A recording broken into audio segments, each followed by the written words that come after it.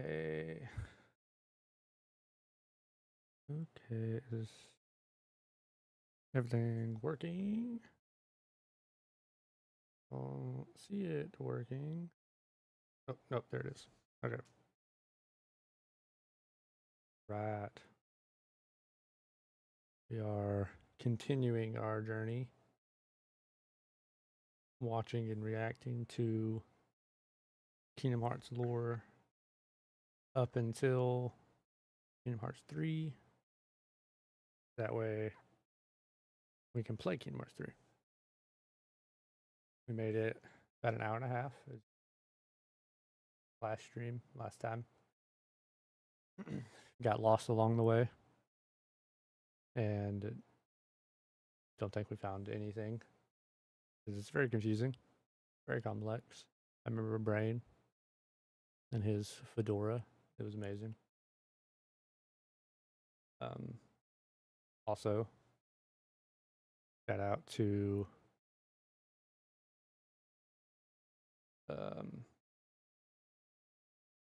Suggestive Gaming, whose video we are watching to do all this.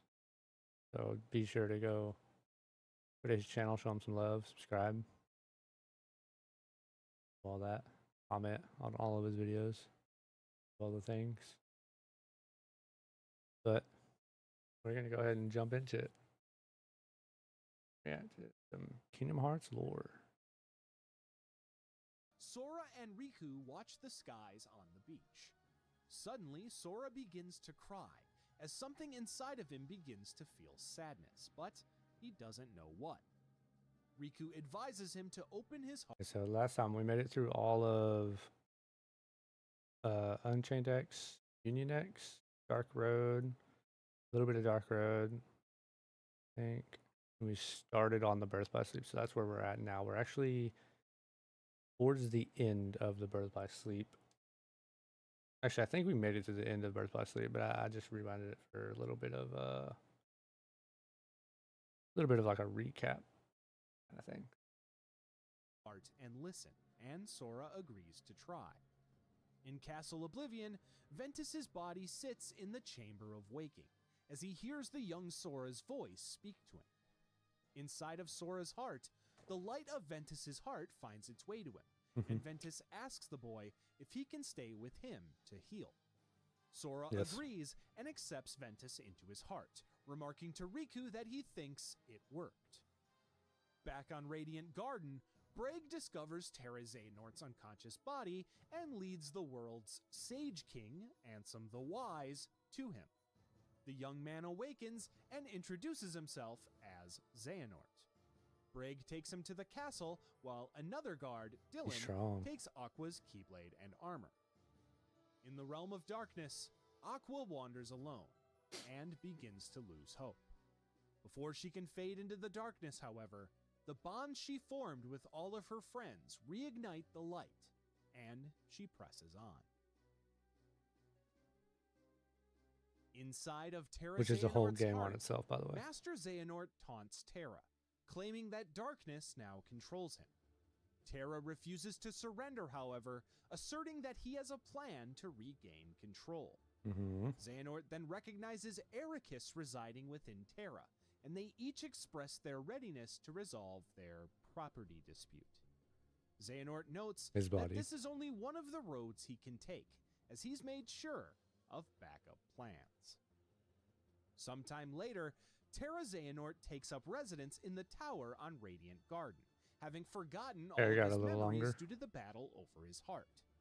Braig, believing the amnesia to be a ruse, takes him aside and tries to speak with him, but quickly finds the memory loss to be legitimate. Braig then pats him on the back and assures this Xehanort that he's got his back. Meanwhile, Ienzo and Ansem the Wise walk through a neighboring hall, holding hands and eating sea salt ice cream.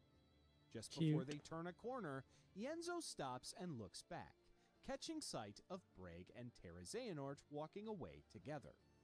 Ansem, noticing Ienzo's pause, also looks back at the two figures walking away. Ansem the Wise then begins to experiment on Terra Xehanort's heart, hoping A to little bit of Kingdom restore Hearts his 2. forgotten memories.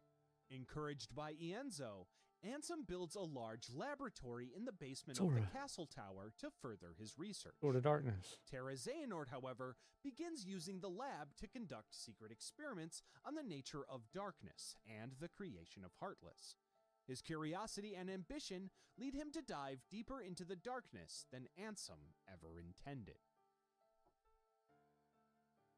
At some point while Terra Xehanort is under Ansem's tutelage, a girl is suddenly discovered by Ansem the Wise in Radiant Garden's central square. Oh. Having no memories of her name, she's referred to as Subject X, only recalling 4 friends and a key. As Ansem and Terra Xehanort probe her for information, they learn that she seems to hail from an ancient time that resembles a fairy tale. She also speaks the phrase, "May your heart be your guiding key." During this research, Subject X is kept within a cell inside the castle, Who where is she it? is I don't secretly remember. visited by Isa and Lee, who become her friends. One day, however, she is released from her cell by a man in an eye patch, likely to be Bragg. After this moment, Subject X is never seen again. Oh. Over time, Terra Xehanort regains his own memories and manipulates his fellow apprentices, Bragg, Dylan, Evan, Alias, and Ienzo, convincing them that their research would lead to a greater understanding and control over the worlds. Bragg, in particular, becomes a close ally of Terra Xehanort, helping him convince the other apprentices to join in their secret experiments. As their research progresses, Terra Xehanort and the other apprentices turn against Ansem the Wise, sabotaging his research and deceiving him. However, Ansem soon realizes the danger of their experiments and tries to shut down their research to destroy the Heartless that they have created. At some point, Kairi, the young girl Master Aqua cast the protective spell on, is What, in the surrounded by VR? a group of Heartless on Radiant Garden, before she is found and retrieved by Terra Xehanort. Believing Kairi to possess the power of a Princess of Heart, Terra Xehanort places her in one of the lifeboat pods so that her heart can resonate with the Keyblade wielders to escape their world. Terra Xehanort then sends her off, hoping that it will lead him to a Keyblade wielder capable of opposing him, also mentioning an other realm. Her heart then leads her to Destiny Islands, where she grows up, befriending Sora and Riku. Bro, I didn't know all that.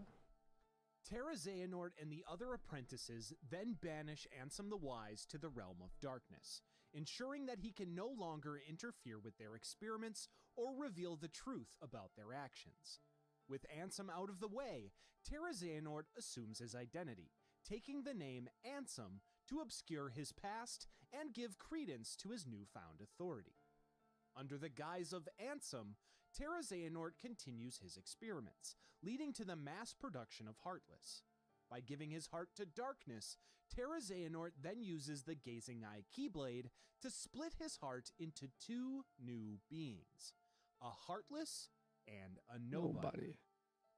Unlike typical Heartless, Terra Xehanort's Heartless retains his intelligence, personality, and memories, but is left without a true physical body. This Heartless takes on the name Ansem, Seeker of Darkness, to further his plans. Left without a corporeal form, this new Ansem dons a brown robe with an X-like pair of straps, wearing the hood to hide the black void where his face should be. Quick note, going forward, I will refer to Terra Xehanort's Heartless as either simply Ansem or Ansem Seeker of Darkness, while referring to the original researcher who was banished to the Realm of Darkness specifically as Ansem the Wise. Sorry if it gets a bit confusing that 2 characters have the same name, but don't blame me, blame Nomura. That is just Kingdom Hearts. The Nobody, on the other hand, retains the original human's body, soul, and some memories, but lacks a heart, leaving them to constantly seek to become whole again. Terra Xehanort's Nobody then takes on the name Xemnas, an anagram of Ansem with an added X. At some point, the other apprentices undergo the same process of splitting their hearts into Heartless and Nobodies. Following the same pattern of rearranging the letters of their original persona's name with an added letter X, these nobodies take on new personas while maintaining much of their original personalities. Bragg becomes Zigbar, Dylan becomes Zaldin, Evan becomes Vexen, Alias becomes Lexaeus, and Ienzo becomes Zexion. Cooler name. Furthermore, the two boys from Radiant Garden, Lee and Isa, join the organization hoping to learn more about Subject X's disappearance, becoming the nobodies Axel and Syx, respectively.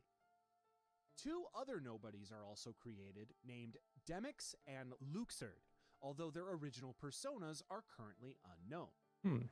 Finally, two of the Dandelion Union leaders who escaped the data world in their lifeboat pods, Laurium and Elrena, wind up falling to the darkness as well, splitting their hearts and becoming nobodies named Marluxia and Larxene, respectively.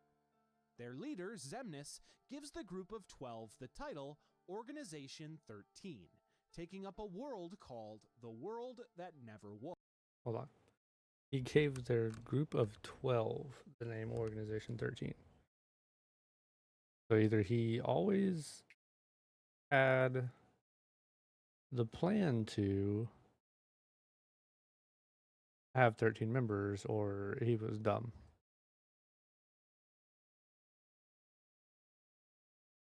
I'm sure he always had the plan to.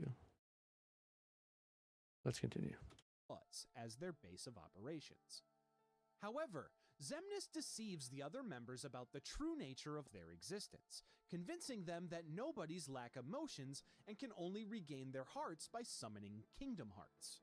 In reality, Xemnas has a secret plan to use the nobodies as vessels for Master Xehanort's grand scheme to create 13 vessels of darkness. This plan involves filling each vessel with a fragment of Xehanort's heart, ultimately to clash with 7 lights and forge the Keyblade. Okay. The members of Organization 13, unaware of this true purpose, diligently work towards Xemnas' false promise, while Xemnas and seemingly Luxu, through his vessel as Zigbar, manipulate events from the shadows to achieve their hidden agendas.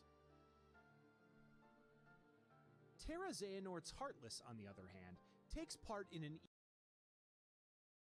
So Luxu, aka Zigbar, or Bragg, originally, was the 6th leader chosen by the Master of Masters to give the seeker, or the Keyblade to bequeath it to people, and to continue his quest, which gets very confusing. Even grander plan. Ansem, Seeker of Darkness, now left without a form, is able to travel through time, but only to places and times where a version of himself exists. Ansem then travels back and forth throughout time, ensuring Xehanort's plan is successful.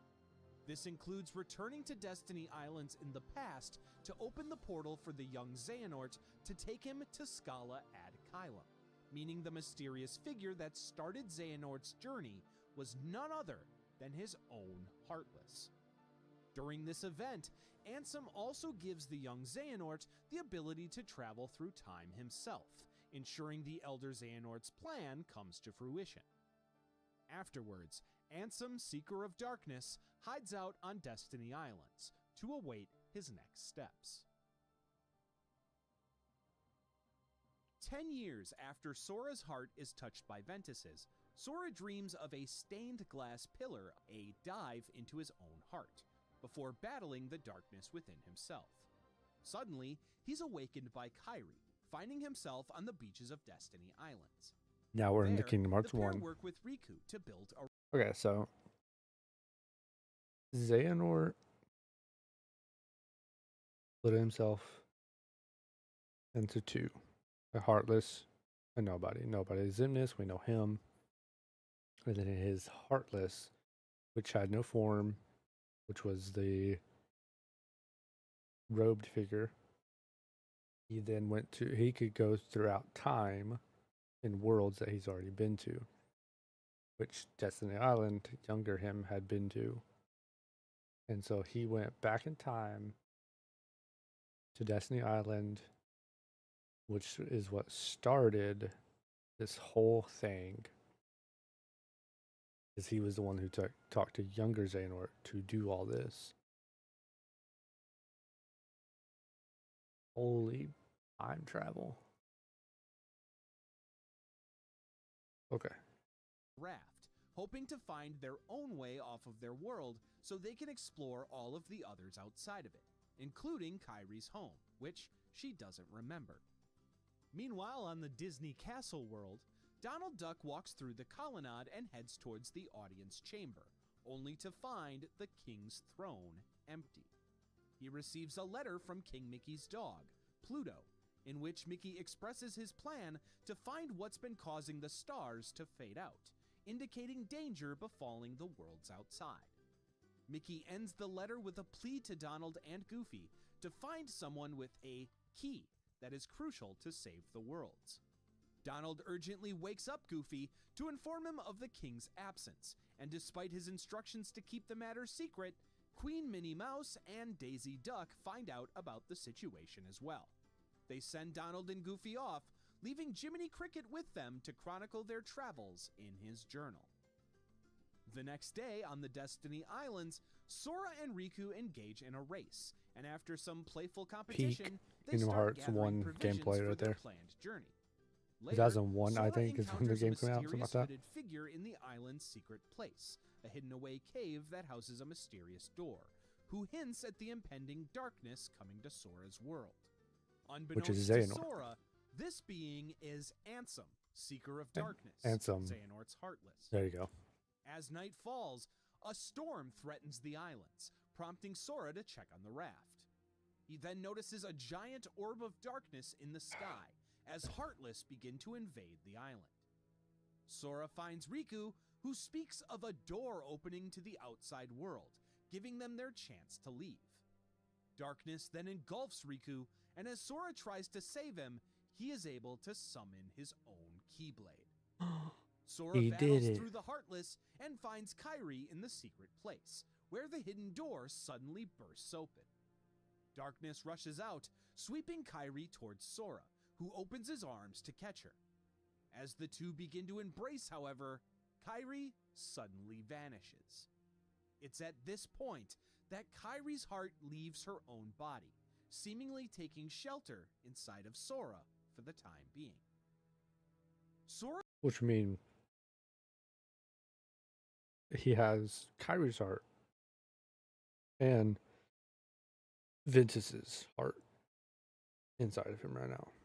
then confronts Darkseid, the large heartless demon from his dreams, and fights it with his Keyblade.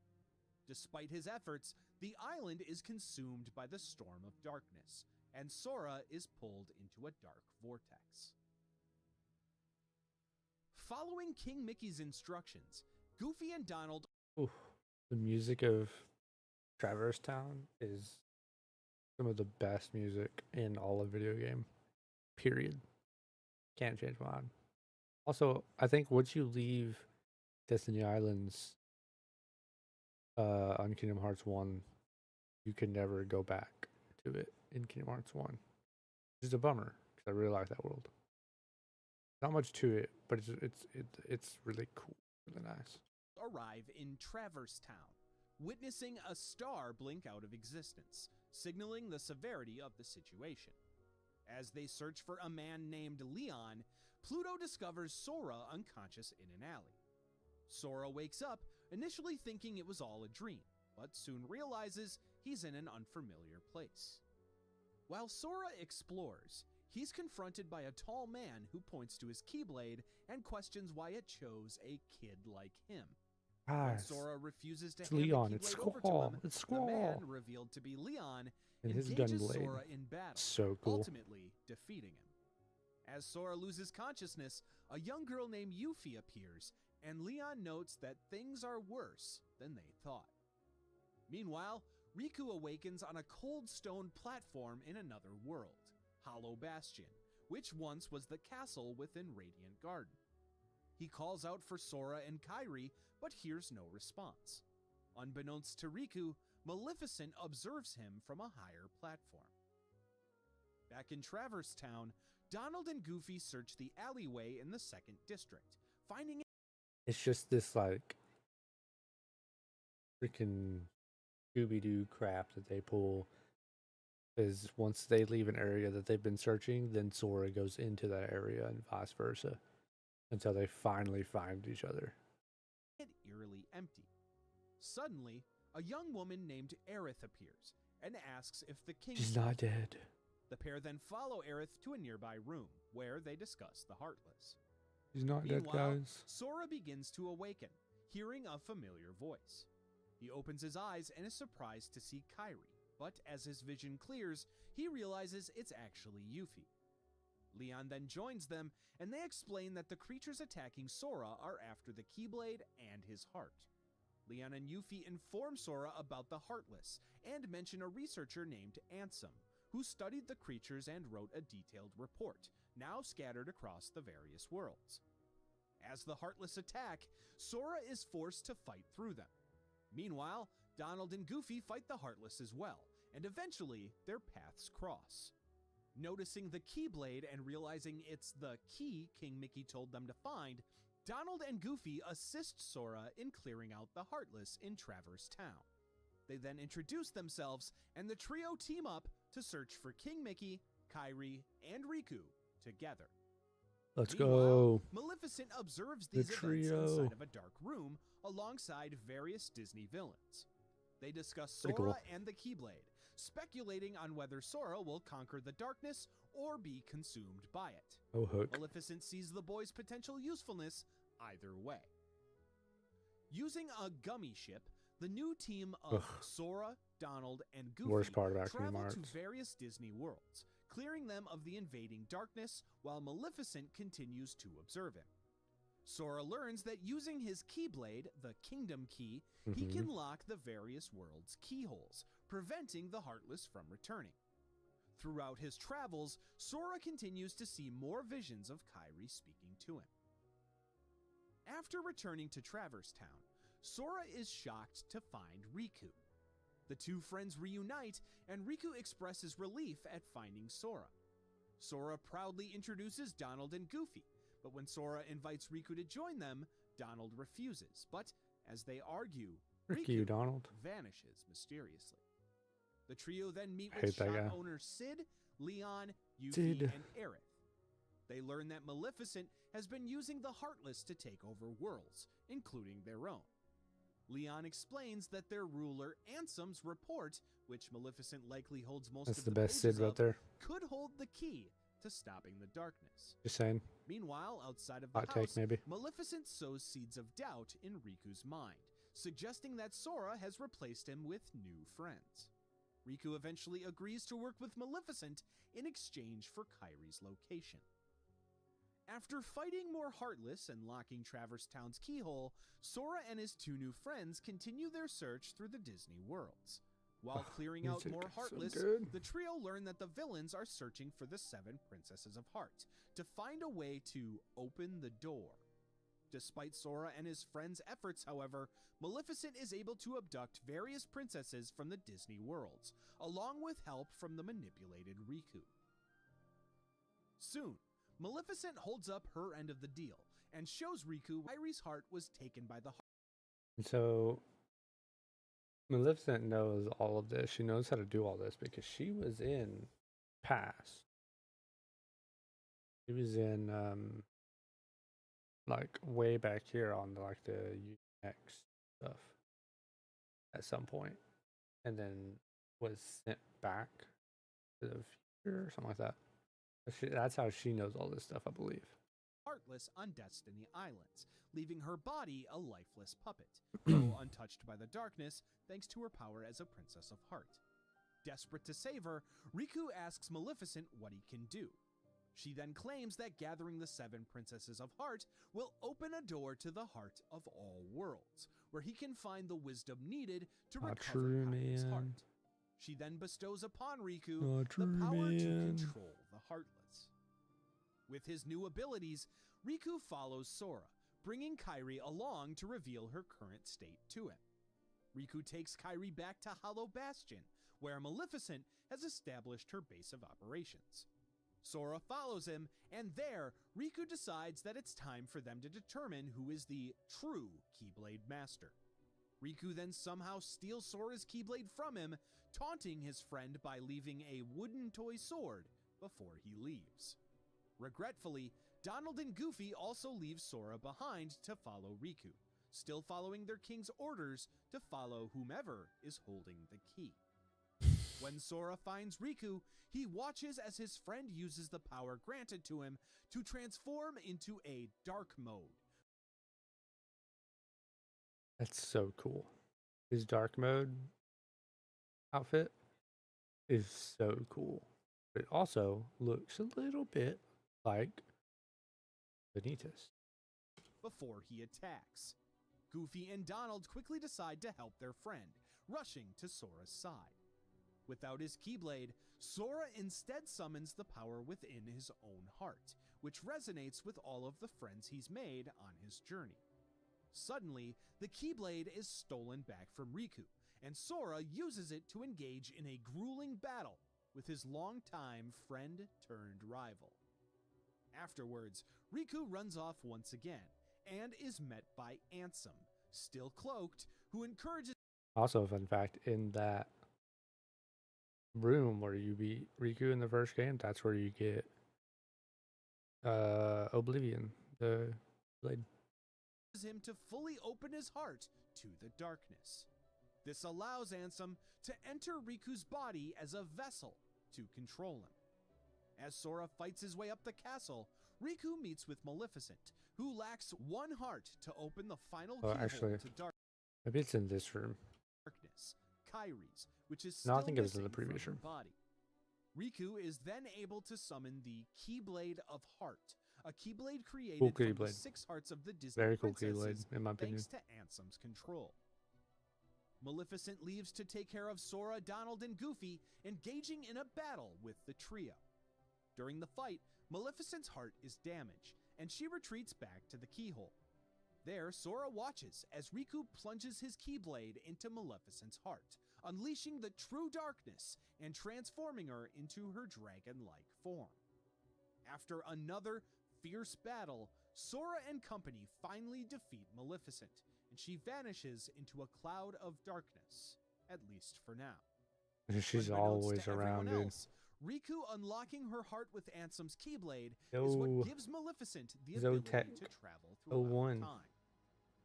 What's Sora going then on? finds Kairi's body at the final. I've been here. Look.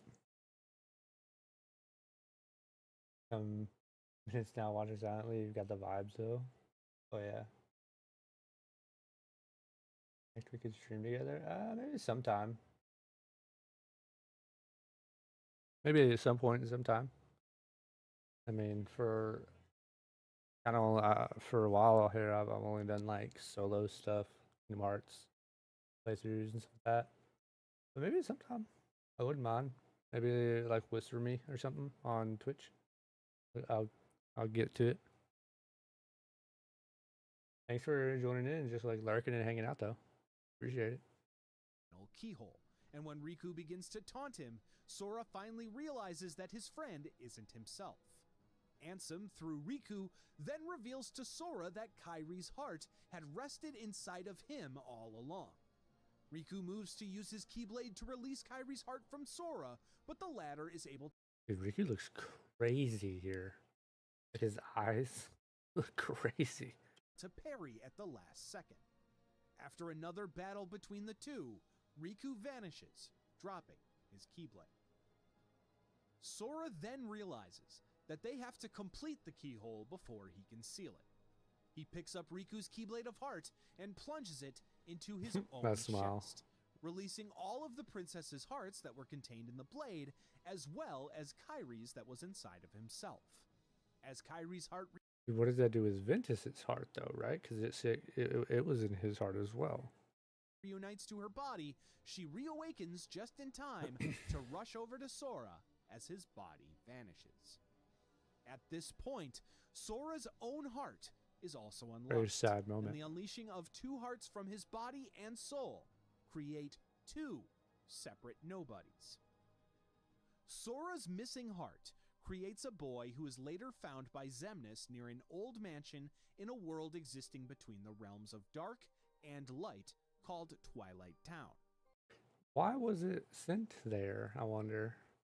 While this vessel is void of Sora's heart, Ventus's heart, which was still hiding inside of Sora, remains inside of him, giving...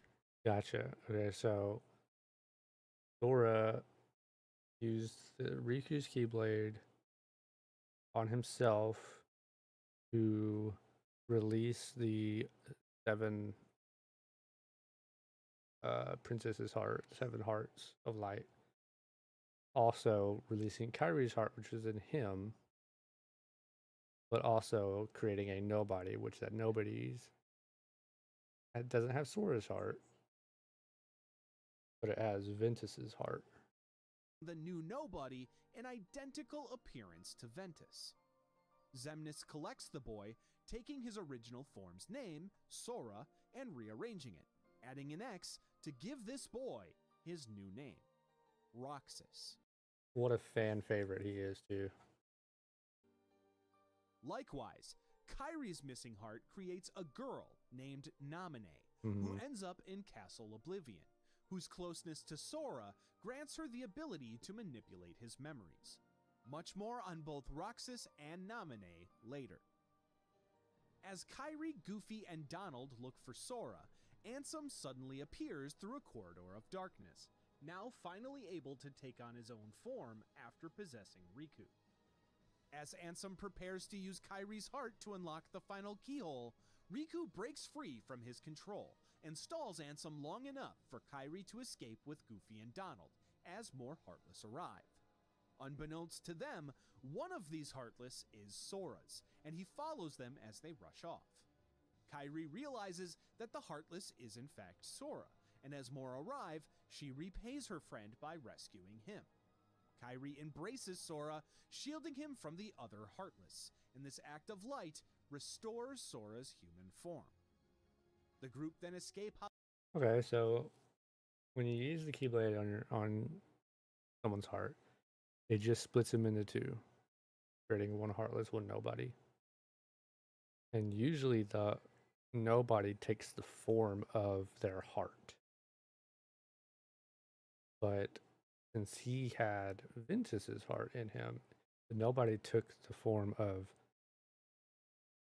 Ventus's heart. And instead, Sora's heart remained in the heartless? Hollow Bastion and return to Traverse Town to regroup with their allies there. They determine that Sora must return to Hollow Bastion to seal the final keyhole to stop the Heartless invasion, as well as free Riku from Ansem's grasp. Yeah. Deciding that it's best for Kyrie to stay behind for safety, she leaves Sora with her Wayfinder Lucky Charm, telling him to never forget that wherever he goes, she'll always be there with him. Sora returns to Hollow Bastion and finds the keyhole, but right now, Wayfinder wise, there is, because Terra, Aqua, and Ventus all have a Wayfinder that was made by Aqua, and then there's that Wayfinder that Kyrie made, Sora. Is met by Leon, Yuffie, and Aerith. The group informs Sora that when he seals the keyhole and returns the Heartless, the walls between the worlds will be restored, rendering travel between them once again impossible. Mm-hmm. Sora then uses his Keyblade to seal the final keyhole. Afterward, the Princesses of Heart remind Sora that Ansem is still a threat, and they help him find his location. Sorry, you do go to Destiny Islands one more time. I was wrong earlier. The end of the world. On his way, Sora encounters Xemnas, who enters Sora and absorbs his memories. Finally reaching the end of the world, Sora, Donald, and Goofy witness the remains of the worlds taken by the Heartless. After defeating the large winged demon Chernabog, the group finds Very a cool door. fight. When they enter, Annoying, they but cool. emerge to find themselves on the beach of Destiny Islands. Suddenly, the world begins to vanish into the darkness around them, and Sora spots Riku, back in his dark mode. Ansem speaks through Riku, mocking his vessel for letting his drive to see the worlds outside of his own allow his heart to succumb to darkness. Ansem reveals himself in his true form and insists that darkness is the heart's true essence. Sora rejects this, asserting that there is always light in the heart. Ansem then summons the dark figure that was his original persona's guardian to fight them.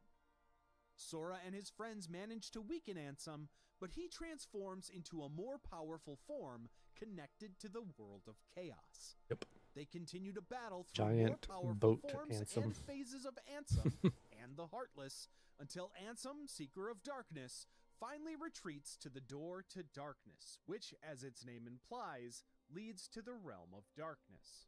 Makes sense. While all of these events are unfolding, Keyblade Master Aqua's own journey through the realm of darkness has been filled with challenges as she battles the Heartless and encounters haunting illusions of her past. Aqua catches That's a up to the whole visions game of her friends Terra of itself. and It's only Ventus like a 30-minute and calls game out or to something like them, that, an and hour-long is game, but surprised when Terra responds. Terra reveals that he is unable to see anything within the realm of darkness, and explains that both he and Ventus are illusions created by Aqua's memories. He confides that he has lost control of his body, and Xehanort suddenly takes over Terra's form, nearly deceiving Aqua into revealing Ven's current location in Castle Oblivion. Terra reappears just in time, restraining Terra Xehanort with binding chains. However, a dark portal manifests behind Aqua and the vision of Ventus, and Darkseid's hand grabs them, dragging them through the portal. Aqua blacks out, this looks so watching cool. Terra confront Terra Xehanort. So cool. Later, Aqua drifts through the darkness, dropping her Wayfinder as she falls unconscious. There's another Wayfinder Suddenly, dropped. King Mickey appears beside her and grabs her, giving her Mickey. Wayfinder back to her. Mickey carries her to safety, and after they fight off the Heartless, Mickey informs Aqua that it has been 10 years since they last met. Mickey explains his own presence in the realm of darkness, revealing that he's searching for the dark crazy version of outfit. Sora's Keyblade, the Kingdom Key D, so they can both use their respective blades to seal the door from both sides. Aqua and Mickey reach the Destiny Islands, now swallowed by the realm of darkness, which Aqua realizes as the place she met Sora and Riku. Realizing this must be where the dark counterpart of Sora's Keyblade must be, the pair fight a tempest of Heartless to reach the secret place. There, Mickey and Aqua open the hidden door and find the Kingdom Key D on the other side. Mickey takes the Keyblade, and together he and Aqua manage to reach the door to darkness. Mickey reveals that while the door leads to Kingdom Hearts, it's not the one she knows, but rather a smaller, incomplete one. As they approach the door, the pair spot Riku rushing towards it as well. Suddenly, they're attacked by a massive swarm of Heartless, and Mickey is hit, losing his shirt in the process. This is important, I swear. You sure? Aqua rides a swarm of the Heartless back out the door to the Destiny Islands, and it vanishes in her wake. Mickey, still behind in the realm of darkness, rushes to the door to assist Riku. Shirt. What the hell? Aqua then finds That's herself so funny. lying on the beach of Destiny Islands, thinking of Ventus and Terra once again, before she fades back away into the realm of darkness alone to continue her wandering, Smash. leaving her Keyblade behind. Ansem then... Okay, so she's in the realm of darkness and has been for a very long time. tries to open the door of darkness to Kingdom Hearts, expecting it to be full of darkness to empower him. But Sora declares that he knows now that Kingdom Hearts isn't darkness, but instead light. As the door opens, a blinding light emitting from Kingdom Hearts finally destroys Ansem. Sora, Donald, and Goofy rush over and attempt to close the door, but the force of the darkness pushing against it is too strong. Plus, they're huge Suddenly, doors. Riku Very and heavy. King Mickey appear from the realm of darkness on the other side, and together they successfully close the door, sealing Riku and Mickey inside to contain the Heartless, while trapping them in the realm of darkness.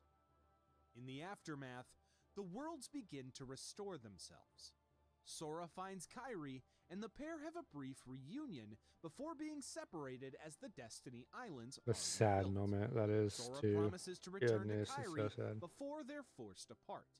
Soon, Sick song, the though. worlds and their inhabitants return to their normal When lives, you but walk Sora, away. Donald, and Goofy continue their quest to find Riku and King Mickey. As they search, they're found by Pluto, who carries a message from King Mickey. Of course. As the king's pet dog runs off, Sora and his two friends chase him towards their next adventure. Meanwhile, Roxas, But why did he lose his shirt? the nobody created when Sora's heart was unleashed, joins Organization 13, where he's placed under the tutelage of Axel. Shortly after his joining, Roxas notices another new member, a girl named Xion. Roxas feels Very a important. strange, unspoken connection with Xion, which, unbeknownst to him, is because of her hidden origin. Xion is actually an imperfect replica created by the organization from the memories Xemnas absorbed from Sora in Hollow Bastion. Xion's appearance seems to be familiar to Roxas, as to him, she unknowingly resembles a black-haired Kairi. Nonetheless, So crazy. So she was made out of the memories that Xehanort, is it Xehanort? Ansem? Xemnas? I don't know. Absorbed from Sora. And they made her a replica that she could also wield the Keyblade. But for some reason, she looks like Kairi. Black-haired Kairi. Is it because when he went into his body to get his memories, her heart was still in there? Maybe. Axel trains Roxas in the organization's ways and methods, treating his young pupil with sea salt ice cream. So this is in the game Kingdom Hearts 358 over 2 days, which crazy name, right? Crazy name. As a reward. Good game though. After missions. Very good story. After Naminé's creation, she is found within Castle Oblivion by Organization 13, who quickly realize her ability to manipulate the memories of Sora and those around him. Eventually, Marluxia and Larxene are put in charge. Marluxia is such a cool character. In an attempt to take control of the organization for themselves. Only a few days. Which they were created, Marluxia and Larxene were created from the surviving people that were sent to the future from the original Union X, where all this stuff first started. Days into his assignment training Roxas, Axel is reassigned to Castle Oblivion. As he prepares to embark, Axel is stopped by Saix, who delivers a message to him from Xemnas that there are traitors to the organization within Castle Oblivion, and that he is to find and eliminate them. Meanwhile, Naminé successfully lures Sora to Castle Oblivion, while Riku drifts through the darkness and also ends up in the basement of the castle, led by an ominous voice. Sora, Kingdom Hearts 1 Riku's outfit, very weird looking. Donald, and Goofy then enter Castle Oblivion, where they're immediately... Sora's also not great because the vest jacket thing is really cool. And the chains and stuff like that. But he essentially has on a romper, a onesie. Met by a cloaked Marluxia, who proceeds to absorb Sora's memories to create a world card that Sora can use to open the doors of the mysterious castle that lead him to facsimiles of worlds created from his memories. Unbeknownst to Sora, as he fights through, Naminé is So this is Chain of Memories. This game is from Chain of Memories. These videos and stuff. And what they're talking about, like it all takes place inside of Castle Oblivion. So I wasn't a big fan of Chain of Memories. One, I couldn't really get into the combat gameplay of it all.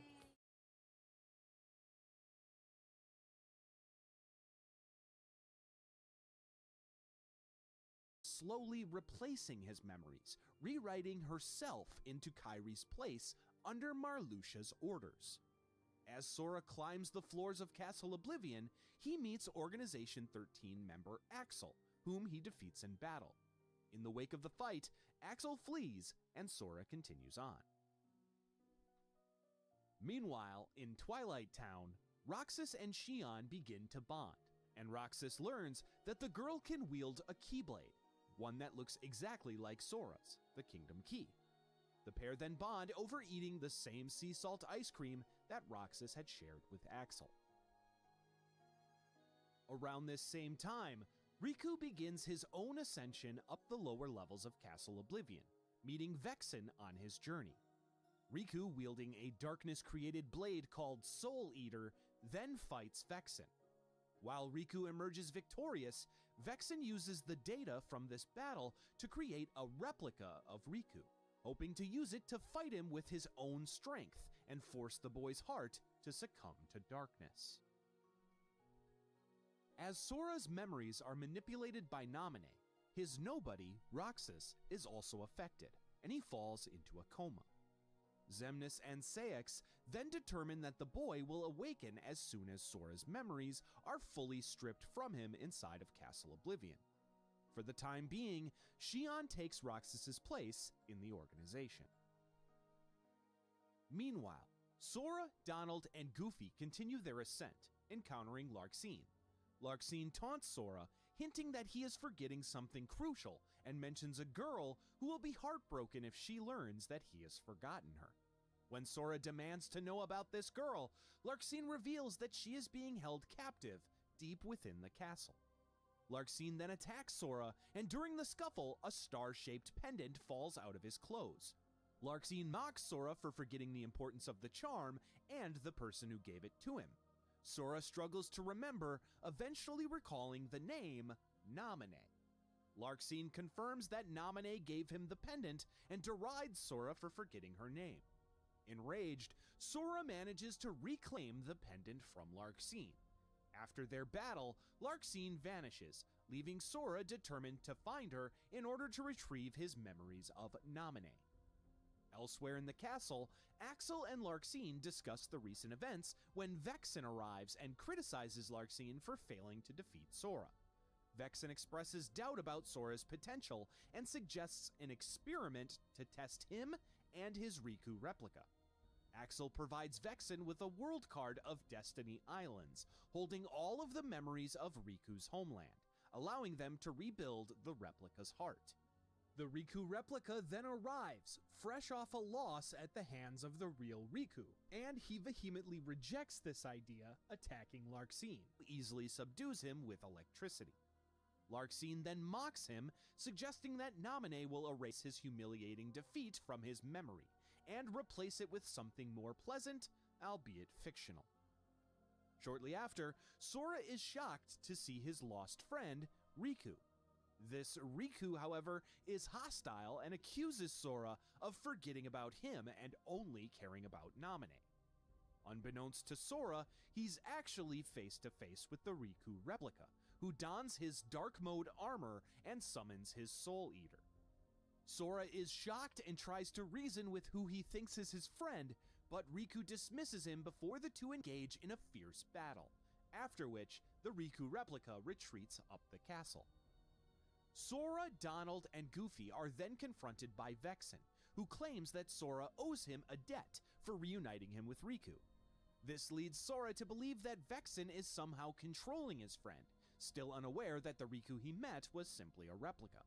The pair then battle, and while Sora wins, Vexen reveals that their fight was also a ruse, as he gathered Sora's memories to create a world card from the memories locked in the other side of Sora's heart. This card, as it turns out, takes Sora to a recreation of Twilight Town, the home of his nobody, Roxas. Meanwhile, Marluxia gathers with Axel and Larxene in the organization's meeting room, where they discuss how Sora's disappearance would disrupt the organization's plans. Declaring that Vexen has committed a treasonous act by trying to defeat Sora, Marluxia orders Axel to eliminate it. Exploring the memories of Twilight Town, Sora and company reach a mansion entrance that feels strangely familiar to Sora, though he insists he has no memory of ever being there. Unbeknownst to Sora, this is where his nobody, Roxas, awoke and was discovered by Xemnas. Vexen suddenly appears and reveals that Twilight Town is created from another side of Sora's memory, the side of his heart that remembers the place. This revelation enrages Sora, especially when Vexen mentions his Riku, misleading him that Riku is now under his control. Vexen taunts Sora, saying he is a slave to his memories and is no longer a Keyblade master. Sora, furious and determined to save his friends, engages Vexen in battle. Elsewhere in the castle, Larxene taunts Naminé, questioning if she feels guilty about altering Sora's memories. The Riku replica intervenes, telling Larxene to stop before assuring Naminé that he will make her pain go away. He shows Naminé a good luck charm she supposedly gave him, vowing to protect her. After the Riku replica leaves, Larxene delights in the thought that Sora will soon forget Kairi entirely, making him emotionally dependent on Naminé. Naminé refutes Larxene's claim, however, asserting that Sora will never forget Kairi, no matter how much his memories are altered. She reveals that any false memories of her will only strengthen Sora's true feelings for Kairi, as she views herself as merely Kairi's shadow. Larxene tries to motivate Naminé to continue rewriting Sora's heart, suggesting that doing so will somehow allow Naminé to be truly real to him, rather than just a shadow. Yeah, this is Meanwhile, Sora defeats Vexen in my least favorite fight in the entire series. I agree with that. Afterwards, Training memories. I couldn't get into the gameplay of it, the combat of it, because it was like a deck building kind of thing, which sounds cool. I'm sure it would be cool if you really dive into it. If I dove into it, tried to really get it, but it's not like that complex or anything like that. It felt more like spamming, because it's not a gameplay. It's still like an action gameplay, you know. So I couldn't get into that, but also like all the worlds are kind of reused worlds from Kingdom Hearts 1, but dumbed down and not done very well. But I played it on Game Boy when it first came out because that's what it released on. So I bet the Chain of Memories, the remake of it, or the remaster of it for console, but it was probably way better. Vexen release Riku. Vexen, however, warns Sora that continuing to seek Naminé will tighten the shackles of his memories, ultimately leading to him becoming Marluxia's pawn and losing his heart. Before Vexen can explain further, Axel appears and strikes Vexen with his chakram, cutting him off mid-conversation. Vexen begs for mercy, but Axel coldly eliminates him, silencing him for good. In the organization's meeting room, Larxene, Marluxia, and Axel discuss recent events. Larxene praises Axel for eliminating Vexen, hinting that it was a test of his loyalty. Planning to leverage Sora's desire to see Naminé to their advantage, Marluxia tells Naminé that she will soon meet Sora, warning her to not betray his feelings. Naminé acknowledges this, but quietly wonders what will happen once Sora finds her. Meanwhile, Sora, Donald, and Goofy are confronted by the Riku replica once again. Despite Vexen's demise, Riku remains intent on protecting Naminé from Sora. The Riku replica recounts a memory of promising to protect Naminé during a meteor shower, but Sora reveals that he made the same promise, showing his good luck charm from Naminé. The confusion and tension worsen as the Riku replica reveals his own charm, leading to another battle between them. By the way, super sick Keyblade. It's very unlike almost any other, almost just like a normal sword. But I did notice earlier that it has the eyeball, the same eyeball that Xehanort's Keyblade has, or it looks kind of the same. After the fight, the Riku replica flees, leaving behind his good luck charm. Sora picks it up, and it transforms into a world card of Destiny Islands. Donald and Goofy are perplexed by the situation, questioning how both Sora and Riku can have the same memory, as well as his sudden infatuation for Naminé. But a frustrated Sora dismisses their concerns and rushes ahead to find her. Meanwhile, during his own journey, the real Riku is confronted by organization member Lexaeus, who taunts Riku, urging him to embrace the darkness instead of fearing it. When Riku refuses, a fierce battle ensues. Elsewhere, Axel converses with Naminé, suggesting that she has a chance to change the course of events, especially since Marluxia isn't around to stop her. He encourages her to act, leading Naminé to run out of the room. Axel, reflecting on the situation, expresses his hope that she makes it count. Meanwhile, as Lexaeus moves to finish Riku Axel off, is always a good Riku guy. is enveloped in darkness, entering his dark mode. Lexaeus is caught off guard, and Riku, now influenced by Ansem's voice, swiftly defeats him. Lexaeus, realizing his mistake, apologizes aloud to Zexion before fading away. Riku then finds himself in a dark void, where Ansem's voice taunts him, revealing his intent to once again drift into Riku's heart. Just as Ansem tries to grasp Riku, a sphere of light from King Mickey appears, urging Riku to fight back. Mickey's Oh, he has presence his shirt there. protects Riku, allowing him to awaken back in the castle. Riku, feeling the king's presence within him, then continues on. Sora enters the Destiny Islands memory world, finding projections of his friends, including Riku. As they discuss their situation, a powerful shaking occurs, prompting Riku to warn the others while Sora sets off to protect Naminé. Sora then finds himself on a single landmass, the islands around it having been destroyed. He faces and defeats a Darkside Heartless before calling out to Naminé. Reused from the She first then one. appears, and Sora expresses his relief and happiness to finally see her, but Naminé reveals that she feels guilty for manipulating his memories. She admits to calling out to his heart because she was lonely, but she believes she doesn't truly exist inside of it.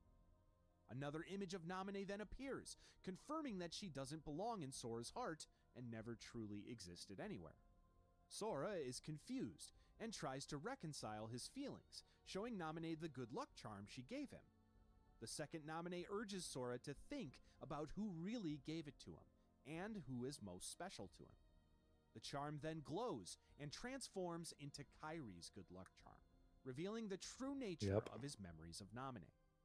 The islands are then restored, but Sora is left with a sense of familiarity and confusion about the girl he can't fully remember, Kairi. Back in Castle Oblivion, Sora finds and confronts Naminé, who reveals that the girl he cares about is someone else, even though he struggles to remember her name. Suddenly, the Riku replica appears again, and Sora, still believing the replica to be his real friend, battles him fiercely. After the fight, the Riku replica tries to strike Sora down, but Naminé intervenes, causing him to collapse.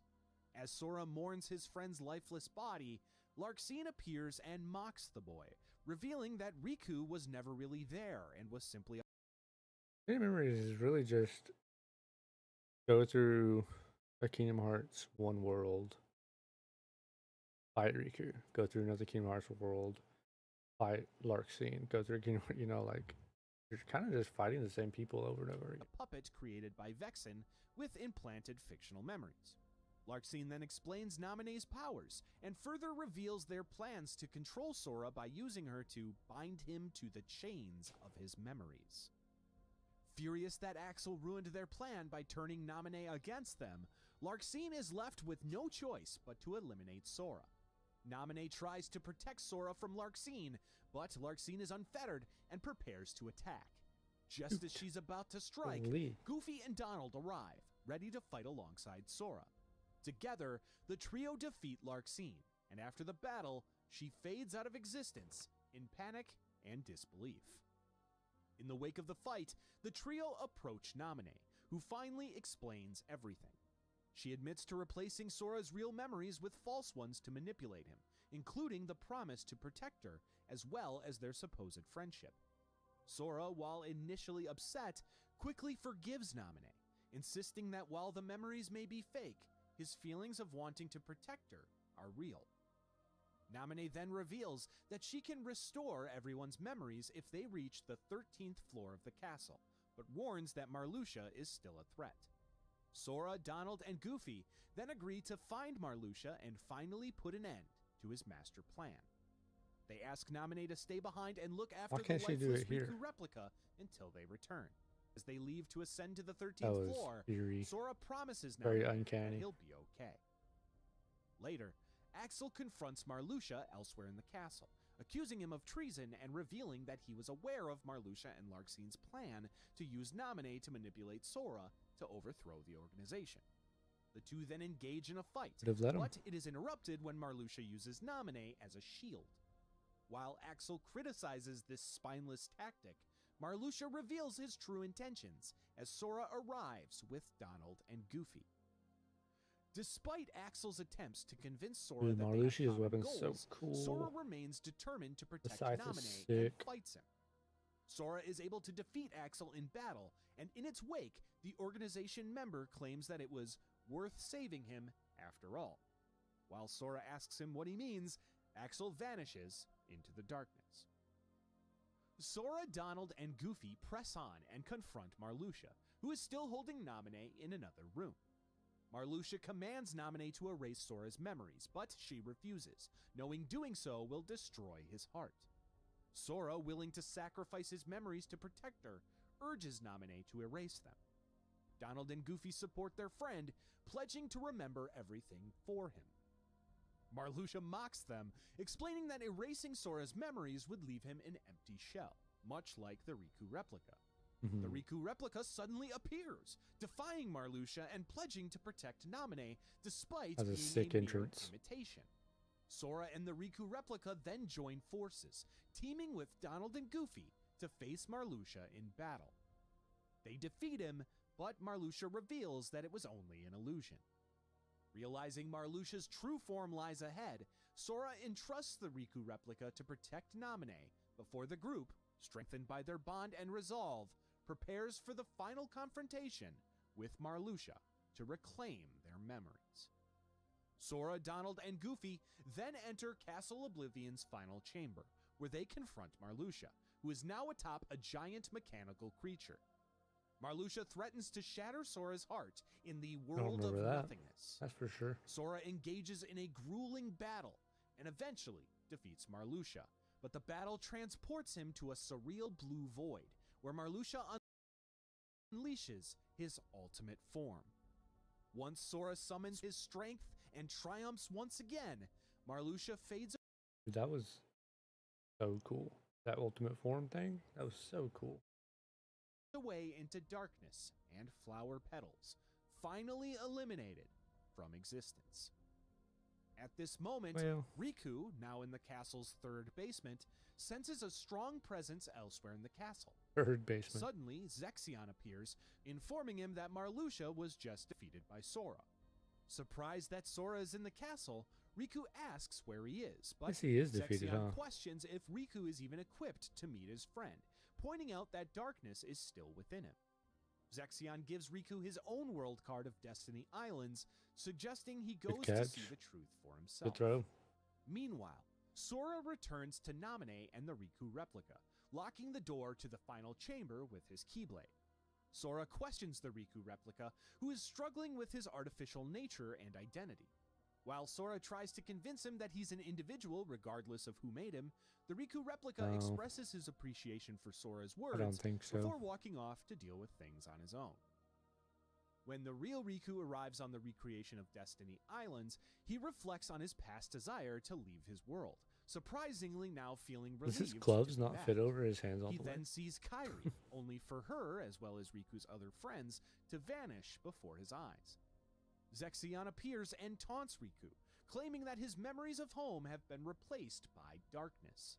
He accuses Riku of destroying the islands through his desire to leave them by opening the door to darkness, showing him a projection of himself that transforms into a dark side Heartless. A horrified Riku then fights and defeats the dark side. Hell yeah. Back He's on the got belts on 13th his floor, pants. The bottom of Naminé his pants. explains her power to reconstruct Sora, Donald, and Goofy's memories. Unfortunately, returning their old memories will mean forgetting all of the new ones that they've made since entering the castle. Mm-hmm. Despite this sacrifice, Sora, Donald, and Goofy choose to restore their original memories. Naminé, claiming it's her turn to watch over Sora, then leads them to a hidden room within the castle, containing a giant pod, where they will sleep while their memories are restored. On the memory world of Destiny Islands, Riku is shocked to find Sora, who attacks him, accusing Riku of being a creature of darkness. Despite Riku's attempts to reason with Sora, he is overpowered and engulfed in light. Sora? Riku then Is what that finds sounded himself like to me? floating in a white void. As he feels himself fading, a vision of Kairi appears, encouraging him not to fear the darkness. She explains that both light and dark can make him stronger, as long as he is brave and doesn't give in. Mr. Bright game. Naminé's image then emerges from Kairi's, assuring Riku that he can find strength in darkness without fully giving into it. Riku resolves to embrace his dark strength and reappears on the island, attacking Sora, who reveals himself to be Zexion in disguise. Riku, now with a restored sense of strength, engages in one more fierce battle, ultimately defeating Zexion. A wounded Zexion escapes to another room in the castle, where Axel and the Riku replica soon arrive. Axel tempts the replica with the promise of becoming more than just a copy, of becoming his own unique person, so long as he can acquire a power the real Riku lacks. Zexion, realizing what Axel is doing, tries to stop him, but the darkness-fueled replica grabs Zexion and drains his life from him. As Zexion fades away, Axel sarcastically apologizes to him, coldly remarking that Zexion simply learned too much. Meanwhile, Riku enters the second basement, Did he, though? only to be confronted by Ansem's Probably voice did, once again, actually. which taunts him about the darkness within his heart. Which is the Ansem same claims old that song and Riku's heart dance. will soon be consumed by darkness, allowing him to effortlessly take control once again. As Riku struggles against Ansem's tightening grip, a sphere of light, Mickey's presence, appears again and fuses with Riku's heart, dispelling the darkness and freeing Riku from Ansem's control. To Riku's relief, King Mickey then appears before him, But he has a this shirt. time in the flesh.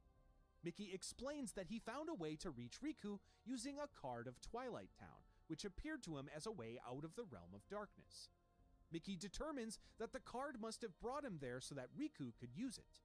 The boy agrees, accepting it from him and using it to reach the memory world of Twilight Town. Entering Twilight Town, an unfamiliar environment to Riku, he calls out for King Mickey, but is instead...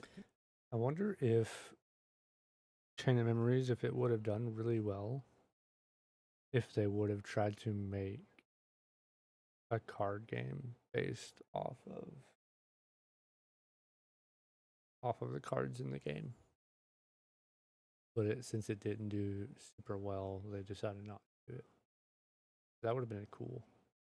confronted by Ansem, Seeker of Darkness. Very niche, but very Ansem cool. challenges him to a battle alone against the forces of darkness, but Riku quickly discerns that this Ansem is not the true one. Riku realizes that this figure is the one who initially guided him by pretending to be Ansem and forcing him to confront his own darkness. The figure then transforms, revealing himself to be Diz, a mysterious, masked man in a red and black outfit. Which is Ansem the Wise. Diz explains that Riku currently stands at the crossroads between light and dark, in the twilight, and that he will soon meet a girl named Naminé, who will help him choose his path. However, before Riku can question him any further, Diz disappears just as quickly as he appeared. Riku soon finds the gate to the mansion in Twilight Town, where he's suddenly confronted by the replica of himself. The replica notices that Riku has changed and is no longer afraid of his own darkness. This angers the replica, who laments that he is nothing more than a fake, with all of his memories, feelings, and even his newfound power being borrowed. The replica then declares that as long as Riku exists, he'll always just be his shadow, before attacking him to begin their final battle. Meanwhile, back in the secret room with the giant pod, Sora and Namine share their final moments together, with Jiminy leaving a note in his journal so they remember to thank Namine. As Sora begins to climb into his pod, he promises Namine to find her again. While Sora knows that he'll forget her, he knows that the memory of their... Jiminy could have wrote all of this down. He could have like summarized all this in his journal so that when they wake up, they knew they could read it all and they would know all of it. Promise will remain somewhere in his heart forever. They seal this promise with a pinky swear before Sora settles into his pod, and as he begins to sleep, he struggles to remember his true friends. Ultimately, Sora recalls Kairi, bringing light to his darkness. Sora then sees the rest of his friends clearly, and Namine appears to him one last time, knowing that because of their promise, she'll come back once more, forgotten, but not lost. Sora then drifts away into his slumber, while the rest of his memories return slowly. In the wake of the final battle between Riku and his replica, the defeated Riku replica lies on the ground, reflecting on his existence as a fake. He's left to wonder what happens to a heart like his when it dies, and Riku assures him that it will go somewhere, perhaps the same place as Riku's own. The replica chuckles, realizing that to the very end, he's a perfect copy. The Riku replica then fades away, returning to the realm of darkness. Both edgy.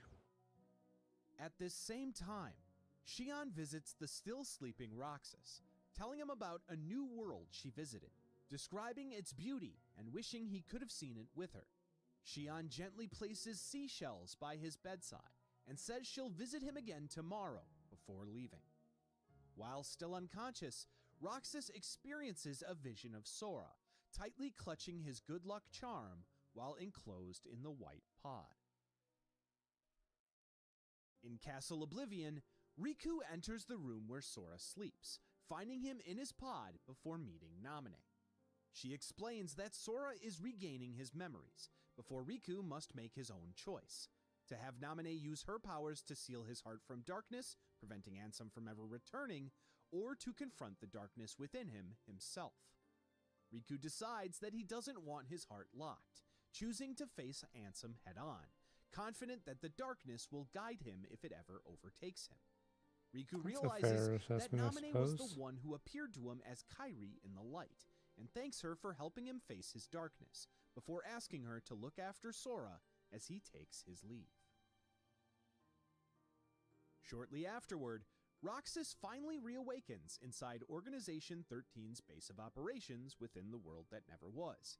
As he looks around the base, however, he finds that all of the other members are gone. Unbeknownst to Roxas, the others have left for Castle Oblivion. Half of them are dead. Will never return.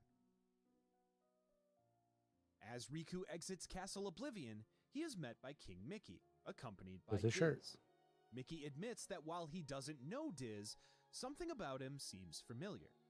Diz then gives Riku his own black cloak, claiming that it will prevent the organization from tracing him, while also protecting him from the darkness. Yeah, protects from the darkness. That's why the Master had one, and he gave it to Lushu, and just Lushu.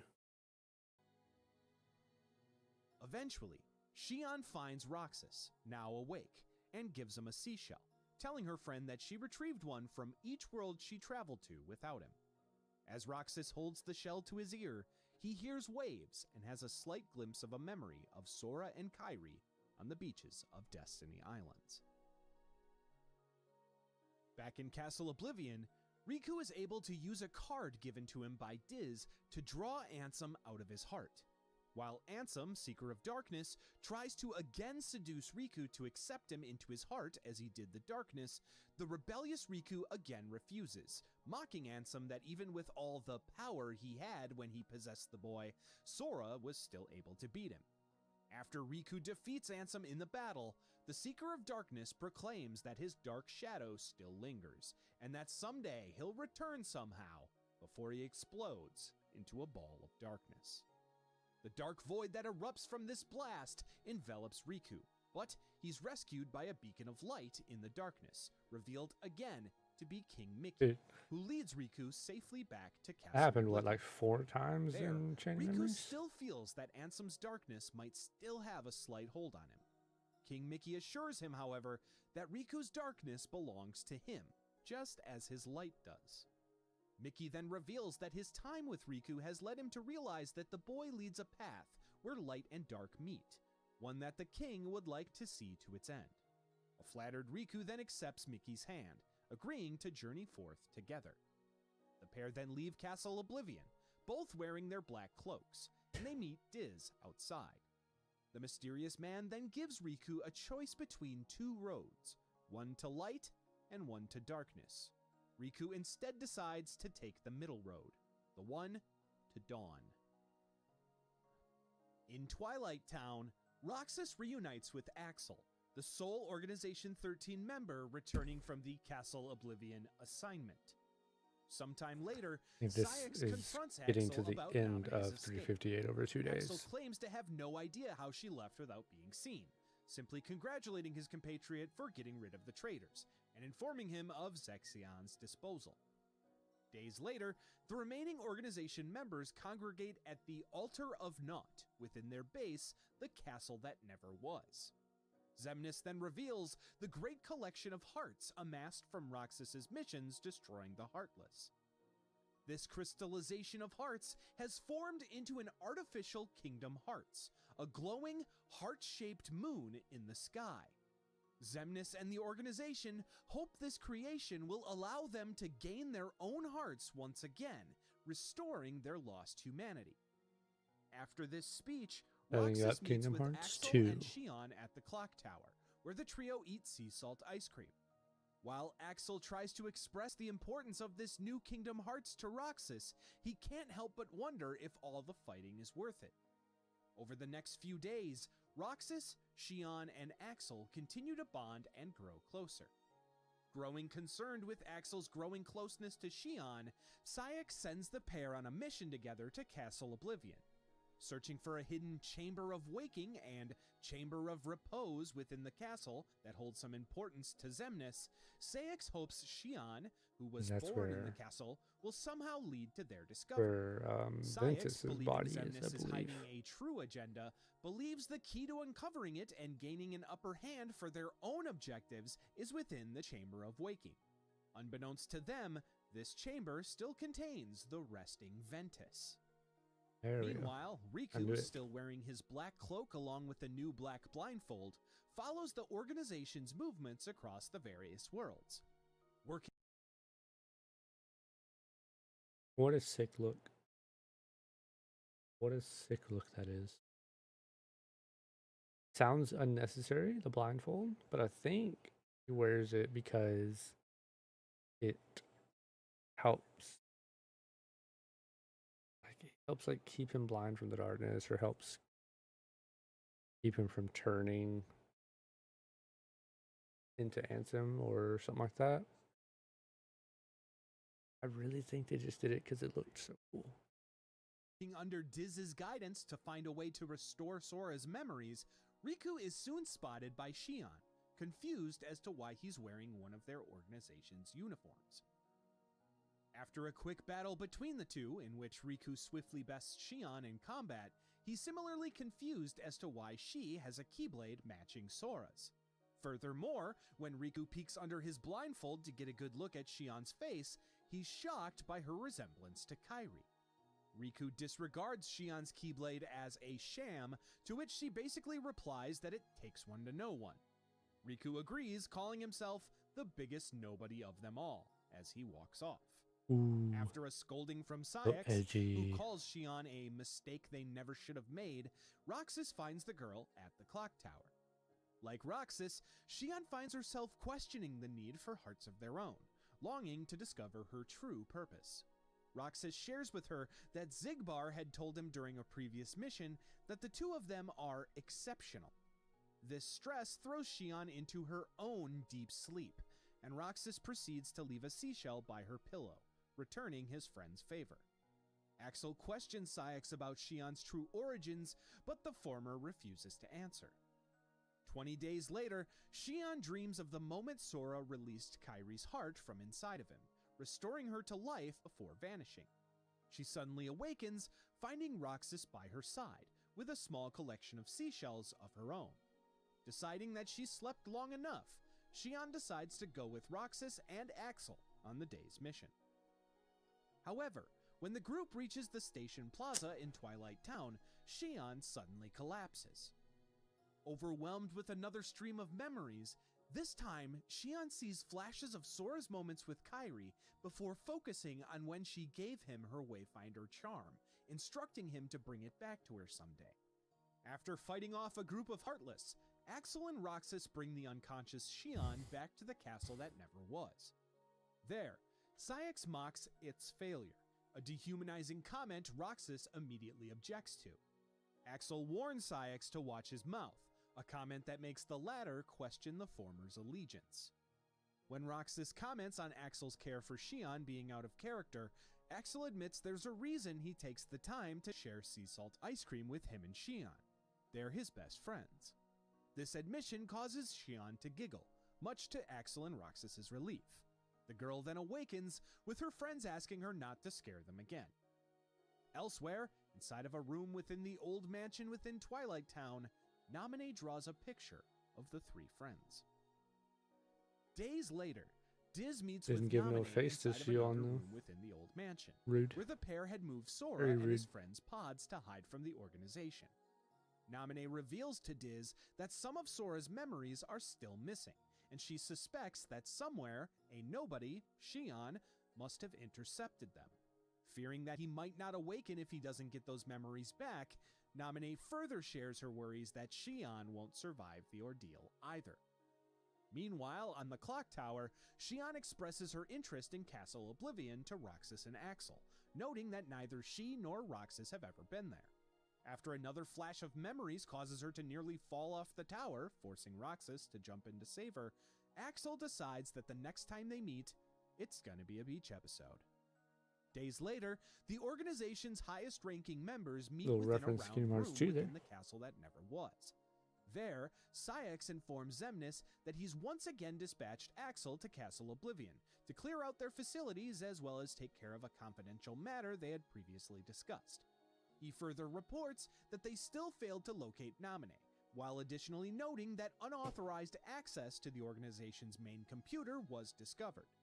Xigbar then speaks up, implying that Saïx might know more than he's leading on. Xemnas breaks up the argument by urging them to continue their plan, shooting down Saïx's concerns about Shion in the process. Meanwhile, Shion goes to Castle Oblivion on her own, searching for answers about her identity. Once inside, a memory overtakes her again, but this time, it's one of her own. In it, she recalls walking out of the castle with Saïx, who informs her that it's the last time she'll see its walls. Suddenly, Shion awakens to find that Axel has found her. When she asks why he's there, Axel simply states that he's on orders, and that there's nothing hidden for her to find there. Shion refuses to believe him, but Axel urges her to focus on her mission, lest the organization punish her. When Axel tries to get Shion to go home with him, she refuses, steadfast in her desire to learn more about the dreams she's been having about the castle, including one where she was with Axel, an event he standing up for denies herself, even occurred. man. Shion then runs off deeper into Castle Oblivion, disappearing into a flash of light beyond the doorway. Can't Axel blame her. then returns to Roxas at the clock tower, and the younger boy remarks that it's been 255 days since he joined the organization. As Roxas notes Shion's absence, the pair are left to simply wait to see if she returns. Elsewhere within Castle Oblivion, Shion peers into a white orb, faced with the knowledge that she wasn't who she is all along. Sometime later, Riku meets with Naminé inside the old mansion, and she explains to him that Sora's memories are escaping through his nobody, Roxas, into a third person, Shion. Unfortunately, this fragmentation of Sora's memories is delaying his reawakening, and Naminé knows the only solution is to rejoin them, which will cause both Roxas and Shion to cease to exist. Weeks after her disappearance, Riku finds Shion on Destiny Islands, overwhelmed by the memories and passed out once again. When she awakens, Riku introduces himself as Sora's friend, revealing that her memories really belong to him. Riku asks her to go with him to Sora so they can try to give his memories back, but she refuses, knowing that her friends still need her. Riku then asks her to take some time to reflect on who needs her more and where she belongs, before he leaves her alone to consider. Meanwhile, Roxas and Axel continue to search for their lost friend with no luck. Roxas notes that the only place they haven't looked is Castle Oblivion. On Terra Xehanort's heart, hoping to restore. Bitch. Now I gotta find where I was. I messed it up.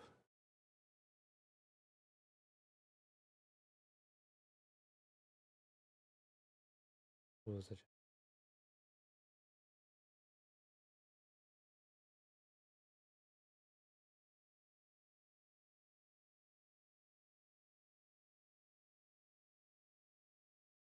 It was around here, right? Or failure. Later, in the gray area, Roxas confronts Axel, asking his friend why he must bring Xion back if he can avoid harming her. Axel warns that Xion is dangerous, and implies that if he disobeys Xemnas, he could face the same fate.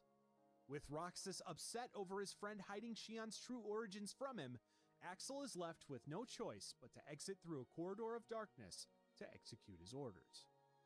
Meanwhile, in Twilight Town, King Mickey meets Riku, who has taken on a new form physically resembling Ansem as he tries to control his darkness. Putting on his blindfold, which returns him to his original form, Riku explains that the organization's interest in Sora's memories has stalled his restoration, as they're trying to use his memories, especially those of Kairi, for their own purpose. Riku, knowing the risk the organization faces him, requests Mickey's help to protect Sora, Donald, and Goofy when they awaken, a responsibility the king takes on with a promise. The next day, Roxas, overwhelmed by the recent revelations, questions whether he, like Xion, is just part of the replica program. Frustrated and seeking answers, he confronts Axel once again in the gray area. Roxas demands to know who he really is and why the organization seems to want him out of the picture, but Axel refuses to give him any answers, despite calling him his best friend. Roxas, feeling betrayed, decides that he can no longer stay with the organization, resolving to find the truth of his origin on his own. The next day, Xion arrives at the old mansion in Twilight Town and finally meets Naminé in her white room. Xion admits that while she wanted to stay with Roxas and Axel forever, she now realizes the memories she has don't belong to her. Naminé explains that she is part of Kairi, or at least the Kairi that Sora remembers, and if Xion returns these memories, she will disappear, and her friends, Axel and Roxas, will be left with no recollection of her. Xion then accepts her fate, asking Naminé to watch over Roxas when she's gone. Before Xion can proceed to Sora, however, Diz bursts in, warning that the organization has found them. Xion then leaves the mansion to handle the situation, only to be confronted by Axel outside. What a Xion sad tells him that she has to return where she belongs, but situation Axel, this is. torn between his loyalty to the organization and his bond with his friend, struggles to accept it. The two are then forced to fight a fierce battle, ending with Axel just barely managing to bring Xion back to the castle that never was. It kind of sucks, There, huh? an Not very exhausted strong. Axel falls unconscious. She is just memories. Xemnas then arrives, coldly picking Xion up like a discarded puppet, carrying her off to continue his plans. The next day, Roxas sits alone on the clock tower, reflecting on his decision to leave. Xion arrives and silently hands him a sea salt ice cream bar. As they share a quiet moment together, Xion finally reveals that her time has run out. Removing her hood, Roxas sees Sora's face in the place of her own. That's weird. She then tells Roxas that she must return the memories she's collected to Sora, as she was created for this purpose. Xion then attacks Roxas, intending to absorb him to return to Sora as part of her mission. After a grueling and emotional battle, Xion falls, and in the wake of the fight, her physical form starts to splinter into shards of memory. Roxas holds his friend as she fades away, already unable to fully remember who she is. Shion tells him that she chose this path to return to Sora and stop Xemnas.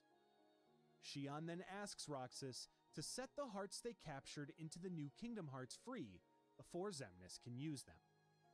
With her final words, Shion expresses her love Very to Roxas nice and Axel, calling them her best scene friends right there. and asking Shot. Roxas Shot. to never forget that. As she vanishes, Roxas pleads for her to stay, crying out, "Who else will I have to eat ice cream with?" But all that remains is a single seashell where she was. Roxas, overwhelmed with grief, remembers Shion's face for a final time as a tear falls from his eye. Elsewhere, Axel awakens in his room, finding an unmarked envelope nearby. Inside is a popsicle stick from one of the sea salt ice cream bars he and his friends love to share, marked as a winner. The next day, on Roxas's 358th day as a member of Organization 13, he returns to the castle that never was to stop Xemnas and finally get some answers. There, Heartless attack him, but Roxas fights them off, now able to wield 2 Keyblades due to Shion's influence no longer affecting both Ventus's and Sora's hearts within him. That's awesome. So, also, I looked it up. The name 358 over 2 days. Crazy name. Obviously, it said 358 days. That's how long Roxas has been with the organization. Over 2 days. So 358 over 2 references over the... So 2 people experience those 358 days. It was Shion and Roxas. As Riku watches from atop Memory's skyscraper, Roxas battles his way through the Heartless. The two soon meet, and Roxas demands to know why Riku is trying to stop him. Riku explains that he needs to recover the rest of Sora's memories, but Roxas, consumed by his desire to set Kingdom Hearts free and bring Shion and his life with his friends back, refuses to listen. The two then engage in an intense battle, with Roxas overpowering Riku. Just as Riku appears defeated, he decides to unleash the darkness within himself, even if it changes him forever. Riku then removes his blindfold and transforms into a powerful form resembling Ansem. In this new form, Riku ultimately overpowers and defeats Roxas, So ending cool. the battle. As Roxas loses consciousness, his memories of Shion begin to fade. Okay, so Diz then arrives, forcing Riku to quickly mask his new Ansem-like form. When Riku mentions that Roxas could feel Sora, Diz dismisses the idea, claiming that nobodies cannot feel anything. Riku laments that perhaps if Roxas had met Sora, things might have turned out differently. As Roxas lays on the ground unconscious, he hears Shion's voice, reassuring him that their memories together will always exist, at least inside of Sora. At this point, Diz and Riku place Roxas inside of a simulated version of Twilight Town, created from the data of the real world, much like the data worlds of the past. In this simulated Twilight Town, Roxas has no memories of his time with the organization, simply believing himself to be a normal kid living through his summer vacation with his friends Hayner, Pence, and Olette, based on real inhabitants of Twilight Town. After dreaming... Okay, this is the start of Kingdom Hearts 2. So, 358 over 2 days. Basically, introduce Shion, which is memories, a replica of Sora made from his memories. She then was set on a mission by Naminé to basically die or become a part of Roxas, I suppose. And that because Roxas has Ventus and now Dion, which is also Sora. He can use 2 Keyblades. Towards the end of that, anyways. And so he was a part of the organization for 358 days, which is almost a year, 7 days shy of a year, in which Kingdom Hearts 2, you are Roxas for 7 days. So for a full year. Pretty cool. Of Sora once again, Roxas awakens inside of his room. Unbeknownst to him, Roxas is currently inside of the simulated Twilight Town, about to begin his final week of summer vacation. He joins his friends, Hayner, Olette, and Pence at their usual I love spot, the Twilight Town learning that music they're being so accused much. of stealing items around town. Roxas suggests that they clear their names by finding the real culprit, and the group sets off to investigate. As they search, they realize something strange. So we kind of know the plot of this pretty well, or I know it really well. I've played the game a few times. But we actually just finished a playthrough of Kingdom Hearts 2 through the whole story on this channel. So, like 10 parts, I believe. So go check that out if you want to watch that. The photos on their camera are missing, but even stranger, the word photos itself has been stolen, leaving them unable to even speak it. Following a lead, the group heads to the Sandlot, Also, if you where they confront another check young that man out, named Cypher, leave a along comment with on it. his gang. Let me know that you After a brief fight between went to it Roxas to and watch Cypher, from here. a That'd be mysterious cool. white nobody called a Dusk appears, stealing Pence's camera. Roxas chases the Dusk to the old mansion, where the Keyblade unexpectedly appears. Wow, this in is the his most hand. played right here. Having no memory of the weapon, Roxas nonetheless uses it to defeat the Dusk, recovering the stolen photos. Later, as the recoded. friends regroup in the usual spot, they notice that all of the stolen photos were of Roxas, leading to confusion and jokes Distance. that I maybe forgot somebody about is Dream trying Drop to steal Distance. Roxas himself. Very important story, The though. train station bells ring, and the group decides Cool to gameplay leave. as well. As Roxas steps out, he hears Sora's voice in Okay, his so head, we have questioning where he is. Meanwhile, in the computer room of the old mansion in the real Twilight Town, Diz and Riku observe the organization attempting to meddle with their simulation. As they discuss why the organization would want photos of Roxas, the computer monitoring Sora's restoration announces its progress at 12%. Here's the thing, though, is we could skip The this. next day, Roxas, still confused about the Keyblade, If this joins is his all friends at just the Kingdom usual Hearts spot, 2. where they talk about spending their last days of summer vacation together. Hayner suggests that they go to the beach, but they quickly realize that they're short on funds, referred to as money in this universe. The group then decide to do odd jobs around town to raise enough money for tickets and snacks. After a day's work in Twilight Town's eternal sunset, they gather enough money and head to the train station. As they prepare to buy tickets, Roxas suddenly Since we just beat loses the Kingdom Hearts 2 and everything, he remembers a figure in a black coat picking him up earlier and suspects that he took it. The others, however, insist there was no one there. I'm going to make the executive decision. We're going to skip all of this Kingdom Hearts 2. Well, you know what? We'll go to this most replayed part right here. And then we're going to skip through Kingdom Hearts 2. And if you want to watch the full Kingdom Hearts 2 story and everything like that, you can go watch my playthrough. Go to this part right here. Should start regaining their memories of him. Diz instructs Riku to dispose of Naminé, stating Why is that this the both most she replayed and part? Roxas were never meant to exist. As Sora's memory restoration reaches This is right here, but I think this is the most flashes replayed. of his past again surge through Roxas's mind. Roxas then awakens abruptly, temporarily shifting between his own form and that of Sora. While holding the blue crystal from the trophy, Sora experiences a vision of Roxas. A new gateway then appears, which Sora unlocks, opening a path to continue their journey. Back at Organization 13's stronghold, Saïx reports to Xemnas about Sora's actions and Axel's betrayal, They discuss how Sora's growing anger and despair can be manipulated to further their plans.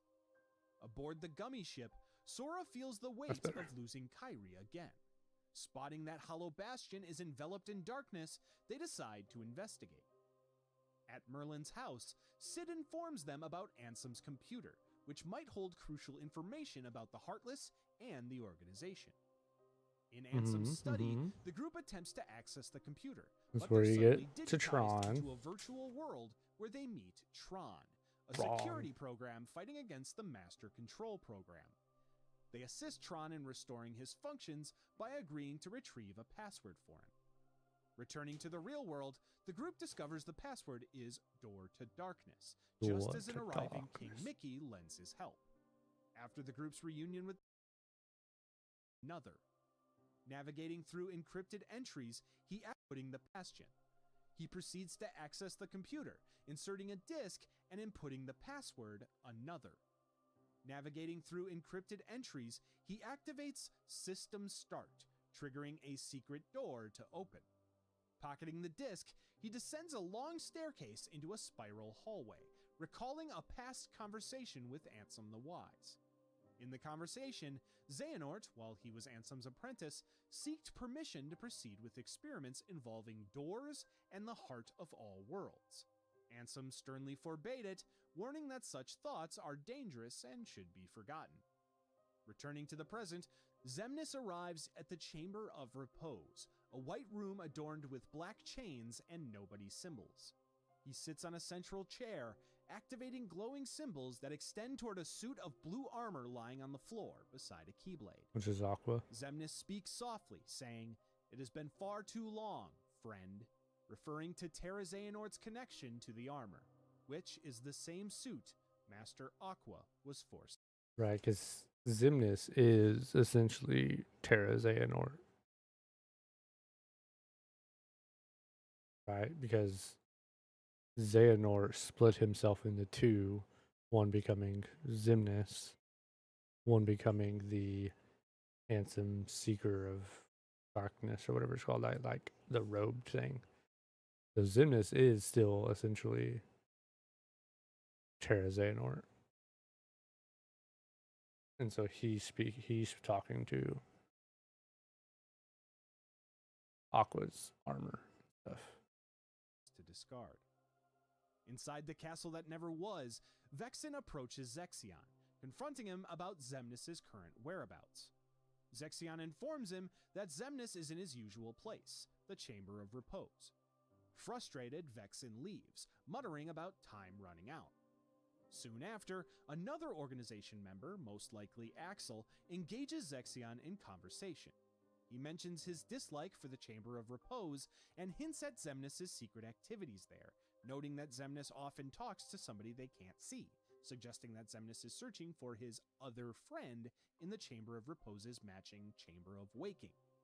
After a massive battle, such named the Battle of 1000 Heartless, Sora, Donald, and Goofy confront Xemnas. Unfortunately, he quickly escapes through a corridor of darkness. King Mickey jumps in after him just as it closes, leaving Sora frustrated and desperate for answers about Kairi and Riku's current whereabouts. You know what, let's just look at this Axel then appears real quick.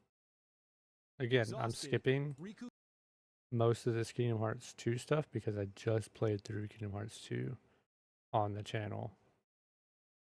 And it's a solid hour or so of the video. So if you're wanting to watch through all the Kingdom Hearts 2 stuff, either go to Suggestive Gaming's channel to watch this, and you can watch it, or you can go to my playthrough and watch that. Collapses, feeling they have reached the end. Sora refuses to give up and helps Riku to his feet. They walk together, with Riku admitting his past jealousy of Sora's ability to follow his heart. Sora confesses he also admired Riku and wanted to be just like him. They soon find themselves at a dark beach, the Dark Margin, where the pair sit and ponder their fate. After a short while, a bottle washes ashore containing a letter from Kyrie. Reading it aloud, Sora realizes his heart's connection with Kyrie's. Dude, look at those graphics. Ooh, look at that thumb. Gross. A bright light then appears. Look at the water. It looks so good. Or when did Kingdom Hearts 2 come out? At 2005 or something? King 2 State came out in 2005. Now, granted, this is probably the 2.5. So, which probably like made the graphics a bit better. We'll just say final fix. Oh, 2007. Are you kidding me? Yeah, look at these graphics for 2007. That's easy good. And the door to light suddenly appears before That's them. stupid good. Sora helps Riku up, and they step into the light together. The pair then emerge back on Destiny Islands, reuniting with Kyrie, Mickey, Donald, Goofy, and Pluto. Their friends rush to greet them, and there's hugs all It's gonna be crazy that around as a heartfelt celebration.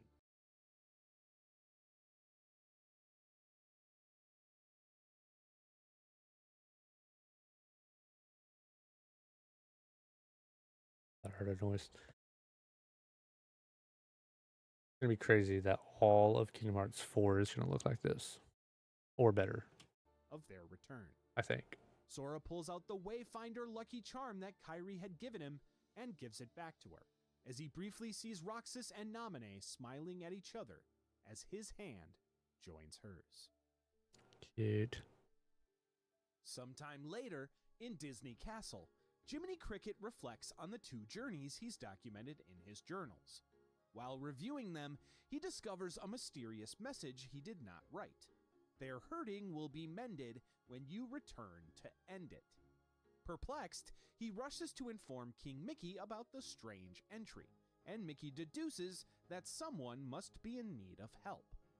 Chip and What a Dale then tiny set up a journal. computer system to digitize Jiminy's So journal this is for recoded. analysis. As they begin the process, the computer displays various worlds from the journal, but they are suddenly covered by red and black glitchy Recoded is also very similar to Chain of Memories. It is you're just replaying the worlds of Kingdom Hearts 1. blocks. An alarm then sounds, and Chip and Dale realize that the journal's data has become corrupted and suggest finding someone within the data that can fix the glitches. They then decide to recreate a digital version of Sora within the journal data to explore the datascape and repair the corrupted data with his Keyblade. This data Sora awakens in a digital version of the Station of Awakening, standing on a large green stained glass platform. Confused, he examines his surroundings as Mickey, Donald, Goofy, and Jiminy watch his progress from the real world via the computer monitor.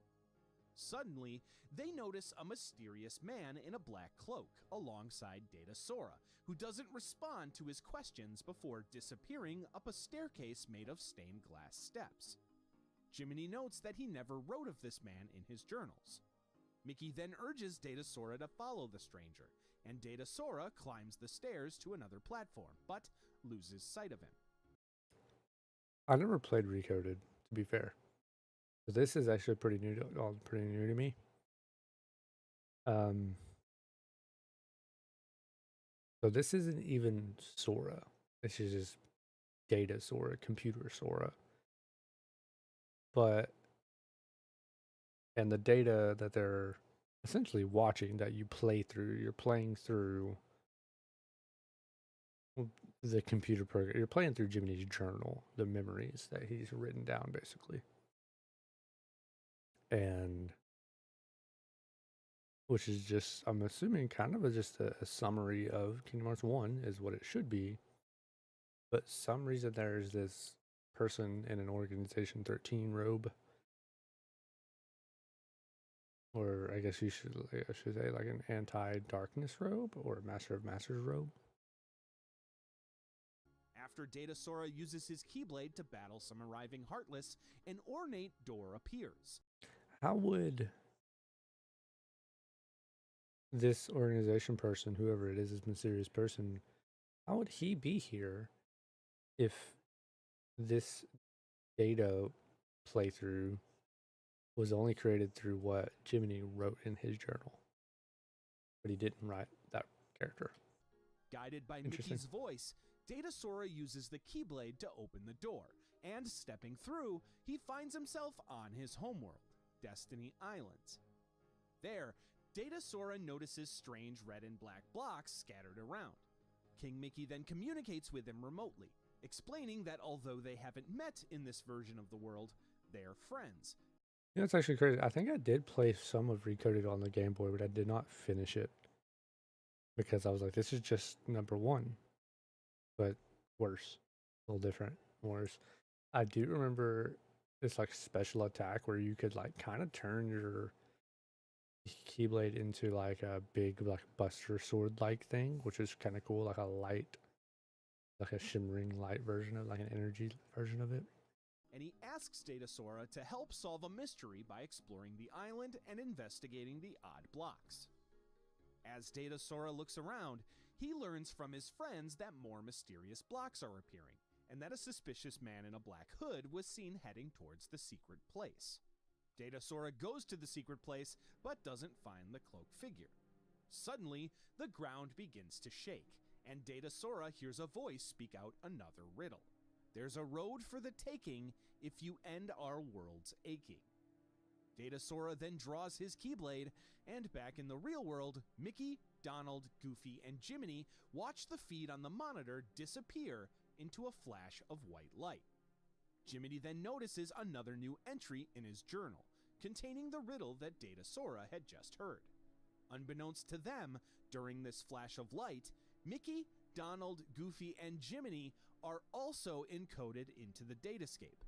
Also unbeknownst to them, Pete had snuck into Disney Castle and is also transported into the datascape, where he summons Maleficent. In the datascape Destiny Islands, Datasora suddenly sees the cloaked figure in the secret place, who tells him that the world is now connected. Leaving with one final riddle, to make this place whole, the key holes the place, the figure disappears, and a keyhole materializes on the door in the secret place. Guided again by Mickey, Datasora uses his Keyblade to unlock it. So the datascape is him to a fragmented version of the island under a dark sky, filled with debris. Number one. There, he confronts a version of the giant Darkseid, battling and defeating him before a vortex forms and pulls him in. Back in what they believe to be the real world, Mickey, Donald, Goofy, and Jiminy notice another new entry, stating, "There are more hurts than the one you have just undone." There are more hurts. They also witness a scene on the monitor, showing Riku interacting with the cloaked figure during the island's destruction, a scene Jiminy doesn't recall documenting. Datasora then arrives in the Datascape's version of Traverse Town, where he again encounters the cloaked figure, who gives him a fragment of light that allows him to materialize and open another keyhole. Defeating a powerful Heartless inside, Datasora locks the keyhole, clearing the world of its red, glitchy blocks. Back in the real world, Mickey and the others notice another scene that Jiminy didn't record, this time showing Pluto in Traverse Town, before jumping through a dark portal. Suddenly, Heartless invade the castle, much to Mickey's surprise. Essentially, this is just like a recap game. The king fights them off, but finds the door leading out of the room mysteriously locked, preventing them from exploring the rest of the castle. Suddenly, you haven't learned anything really new about undo the hurt to unbar the way. Knowing their best hope about is to continue repairing the data in the journal, the group turn their attention back to the monitor to watch Datasora continue his journey. Datasora proceeds to Wonderland, where the glitches have caused memory loss among the world's inhabitants. He helps restore their memories by collecting fragments called Inklings, and unlocks the world's keyhole, repairing the data. The hooded figure appears again, speaking in riddles about the world's connection between memory and reality, before disappearing through a dark portal. The only thing we don't really know Datasora from all this follows him. is who that character is. Unexpectedly, Datasora finds himself inside the data version of Disney Castle with Mickey, Donald, Goofy, and Jiminy. They then realize that they have somehow wound up within the datascape of the journal. The cloaked figure then appears, quickly shedding his hood to reveal a Data Riku underneath. He explains that he is an embodiment of Jiminy's journal created to protect its data after it was corrupted by bugs. He informs them that someone is hacking into the data from the outside, severing their link to the real world. To return home, they need to fully repair the corrupted data. Datasora volunteers to bash the bugs to help his friends escape the datascape. Datasora later arrives at Olympus Coliseum and communicates with Data Riku. Data Riku informs him that a bug interfering with their link is located there, and he must find the keyhole to access the world's core and eliminate. It sounds like Recoded. Datasora was kind of just a recap for Kingdom Hearts 1. And Cloud Strife, a dedicated warrior, to stop such a Hades, sick king of costume. the Olympus Coliseum's underworld, who is exploiting yeah. bugs. It sounds like what a cool Together, thought that is they right there. navigate- Look at that. So cool. Look at Cloud. So fun fact, in Kingdom Hearts 1, you see Cloud briefly, not very long, couple scenes, but they chose Cloud, but they were going to go with Vincent. So that's why half of Cloud's appearance is Vincent Valentine. You can see the red little cape scarf thing that he has. This demon hand looking thing, the wrapped. So cool. This whole outfit, because he also has like the soldier vest and everything on. Just such a cool look though. But Cloud never looks like this ever in any of the games, to my knowledge at least. They just Kingdom Hearts mixed Vincent and Cloud up for this, and it looks so cool. But Recoded just seems like a recap for Kingdom Hearts 1 with a slight spin on it, right? That's just like slightly has its own issues, with the data. Basically, the whole point is let's recap Kingdom Hearts 1, but now we also have to save like Donald, Goofy, King, Mickey, and Jiminy to get them out of the datascape back to the real world. And that's it so far. A labyrinth, defeat Cerberus, and thwart Hades' plans, realizing that a greater threat is manipulating the glitches. Back in the Disney castle, Mickey and the others observe that the data recovery has reached 10%. Data Riku explains that eliminating the bugs grants him deeper access to associated memories, which appear on the monitor. Jiminy notes that these memories don't belong to any of them. Suddenly, Datasora is shockingly confronted by an approaching Pete. Mickey is shocked to see Pete inside the datascape, questioning how he even got there. Pete claims that he owns the digital world, before running off through a data portal. Mickey urges Datasora to pursue him, and he follows Pete through the portal. Datasora arrives in Agrabah, where he joins Aladdin to rescue Princess Jasmine from Jafar, who is using the bugs to freeze time and seize power. With Genie's help, Datasora confronts and defeats Jafar, restoring the world. Outside the Cave of Wonders, Datasora encounters Pete, who reveals that he and Maleficent have been exploring the datascape. Pete reveals that it was he who severed the link between the datascape and the real world, trapping Mickey and his friends inside. Maleficent then appears and confronts Datasora, shattering his Keyblade, leaving him defenseless, before she summons a horde of Heartless to attack him. Just then, Data Riku and King Mickey arrive to dispatch them and protect Datasora. Maleficent then declares her intent to immerse both the datascape and the real world in darkness. Data Riku tries to confront her, but is ensnared by her dark magic. Maleficent claims that Data Riku belongs to the darkness and will serve her purposes. She disappears with him, and Pete mocks them before escaping as well, leaving Data Sora and the others alone. Back at Disney Castle, Recoded kind of Data sucks. Sora and King Mickey reunite with Donald, Maybe a Goofy, hot take. and Oak Jiminy Tutor, Cricket what's to up? discuss the troubled How's it situation. going? Maleficent Welcome in.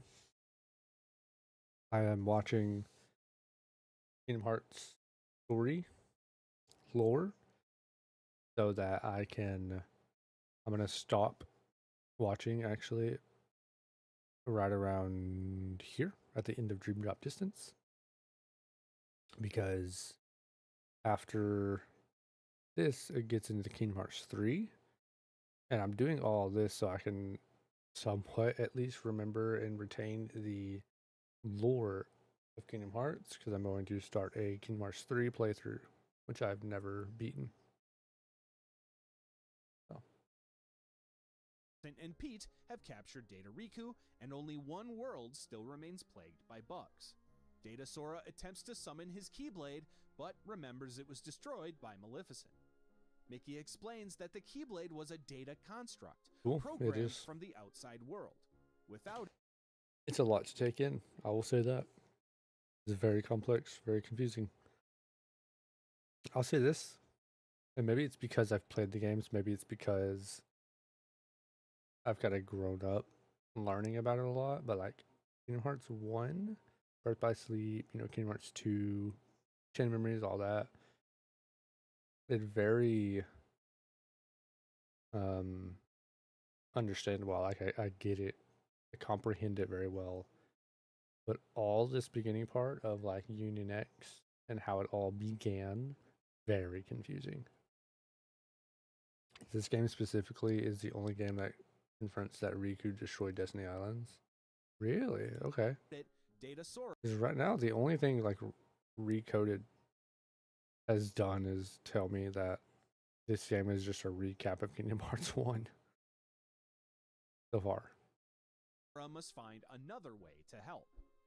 Determined to save. I don't think I ever beat Recoded. I played it for a little bit on the Game Boy when it first came out, but I never beat it, I don't think, so I don't remember the story of it. Save Data Riku, Data Sora decides to confront Pete alone. What is my favorite Kingdom Hearts game so far?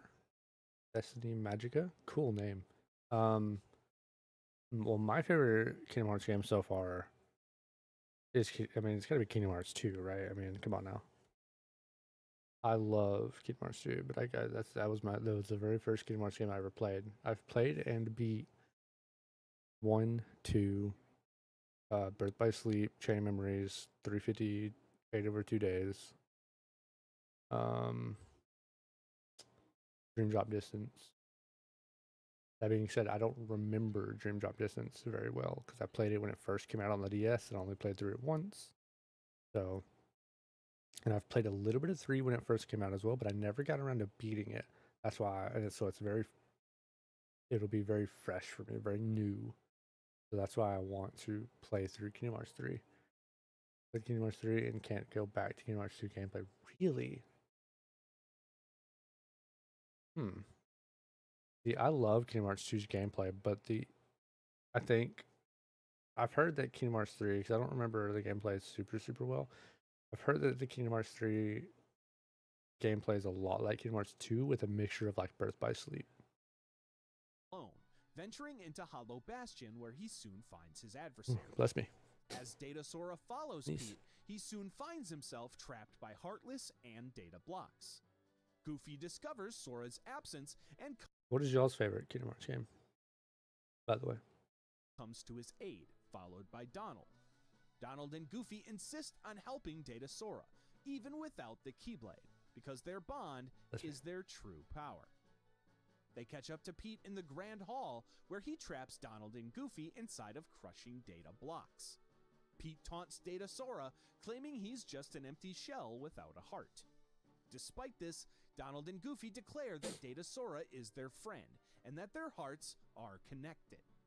Moved by their words, Data Sora's Keyblade reappears, with their proven friendship awakening a new power within him. King Mickey then arrives. I mean, hard for you to choose. I mean, it sounds like Kingdom Hearts 3, no? if you can't go back to Kingdom Hearts 2 gameplay, then Kingdom Hearts 3, I feel like, at least playing wise, playing the game, it's got to be your favorite. Birth by Sleep's gameplay, I really, really like, but I think it's a little slow. Like, you feel when you're running around, you feel a little slow. I don't know why. Kingdom Hearts 2 for sure. I love how integrated Final Fantasy is in the game. Love that. Only gameplay, story, I'm split because they're all focusing on something different. Yeah, that's fair. I love the Final Fantasy characters in Kingdom Hearts 2. That's something that I've heard they went away from in Kingdom Hearts 3 that a lot of people were disappointed about.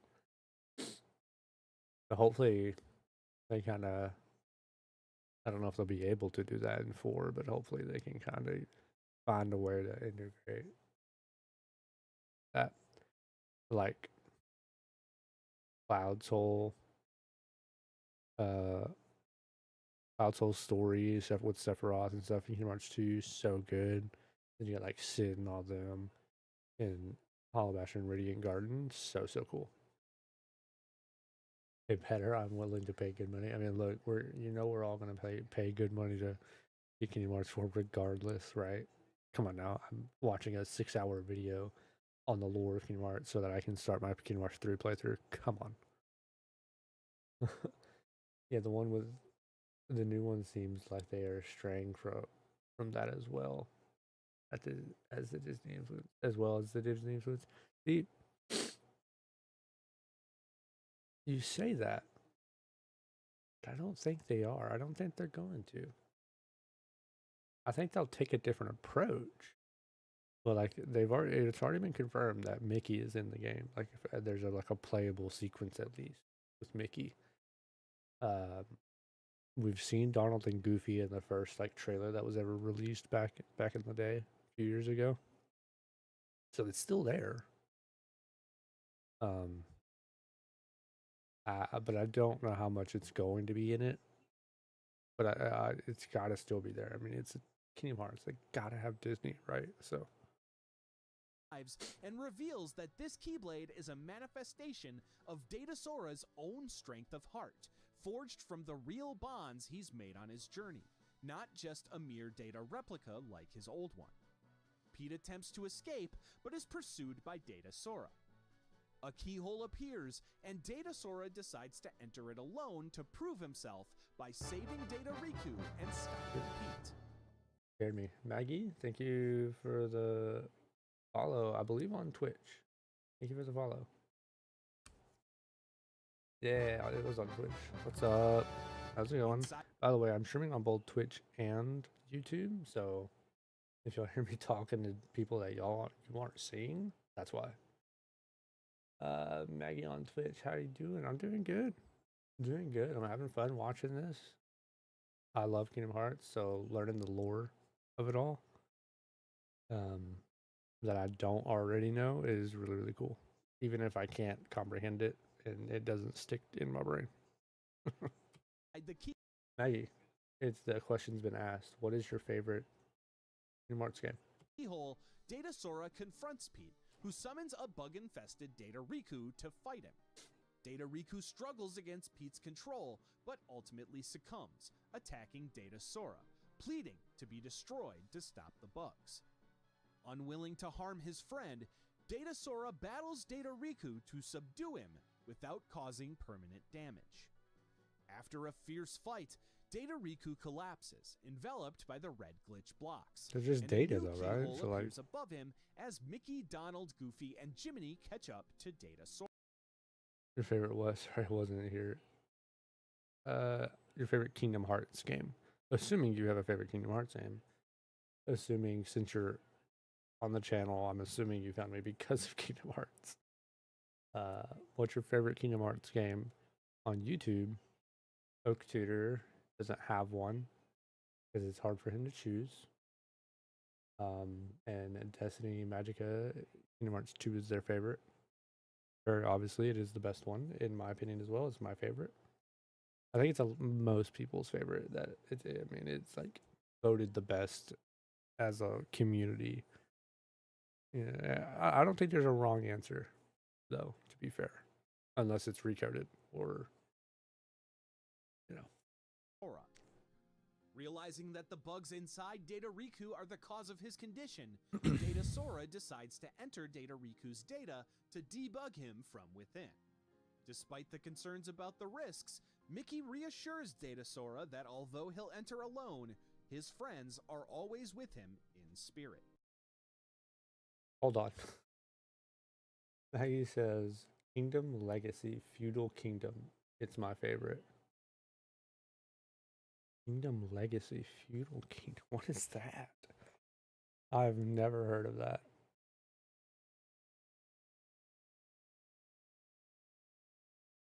Hold up. I'll let this play. Determined to save Data Riku and restore the Datascape, Data Sora enters the keyhole. Inside, Data Sora finds Data Riku within a blank void of code, struggling to contain the spreading bugs threatening to corrupt the entire Datascape. Data Riku then urges Data Sora to escape with a piece of data which was inserted into the data of Jiminy's journal by an unknown party. But Data Sora, true to his real version's nature, refuses to abandon his friend. Data Riku then directs Data Sora to portals leading to different worlds. Is this like a tabletop game? Kingdom Legacy, Feudal Kingdom. Yeah, card games, right? No. So Kingdom Hearts is like a video game series. I mean, it has a card game aspect in one of the games that they like experimented with. I'm not gonna lie, that kind of looks cool, right? I mean, it kind of looks cool. I'd be very interested in it, at least.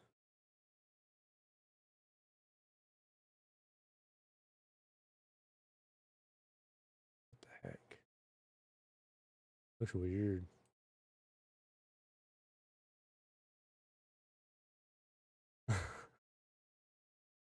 That's funny. Created from his memories.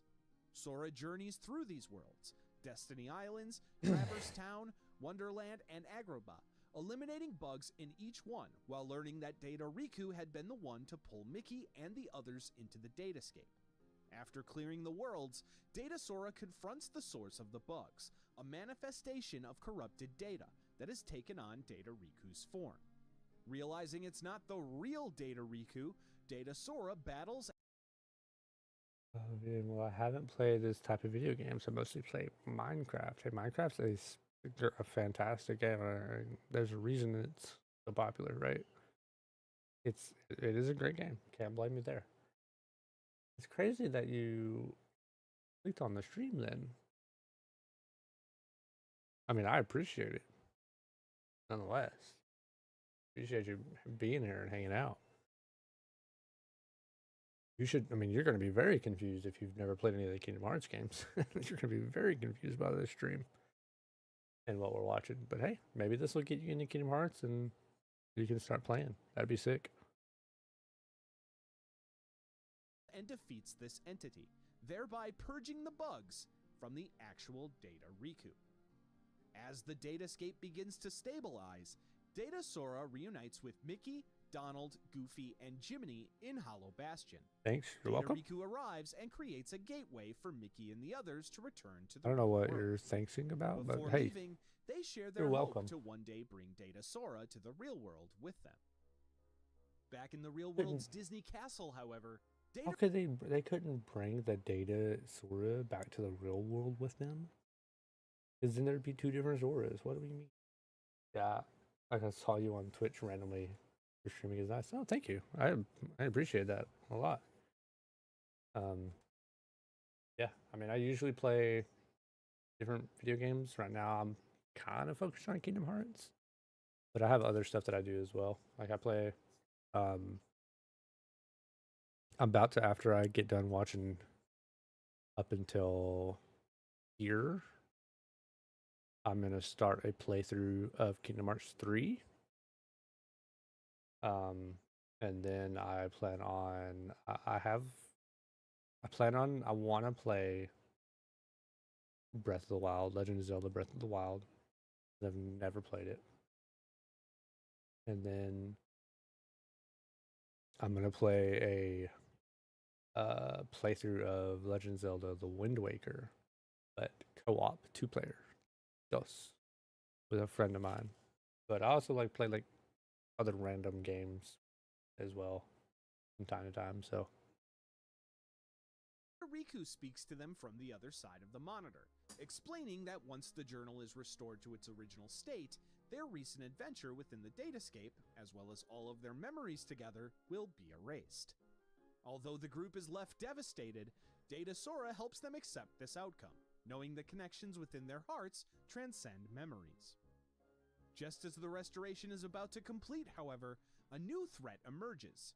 The datascape begins to collapse due to a powerful glitch originating from Data Sora's own Heartless created from when he saved Kairi.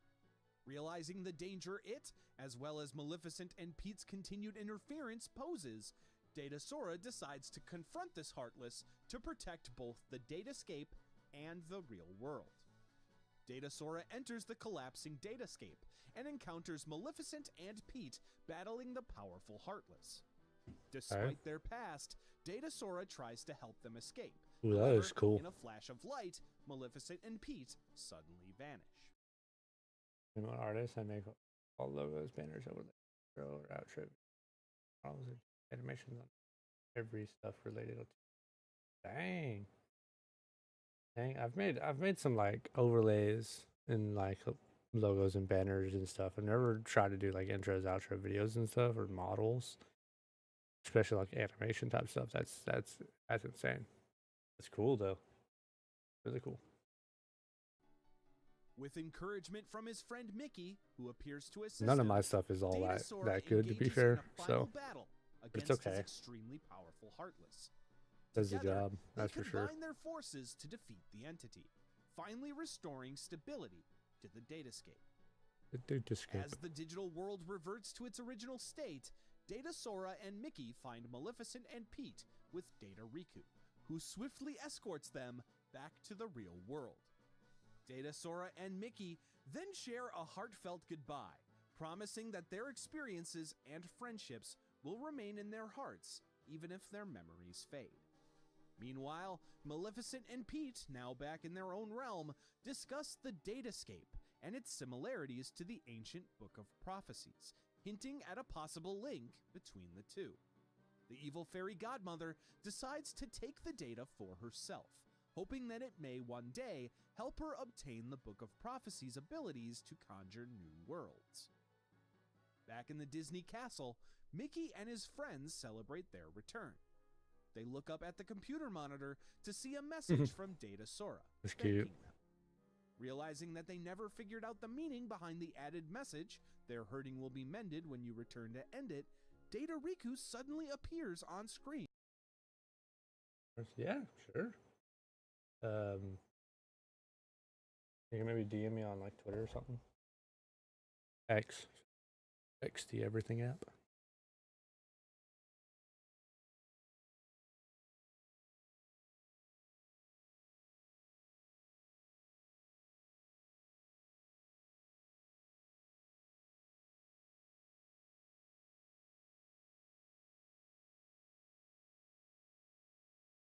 With a message.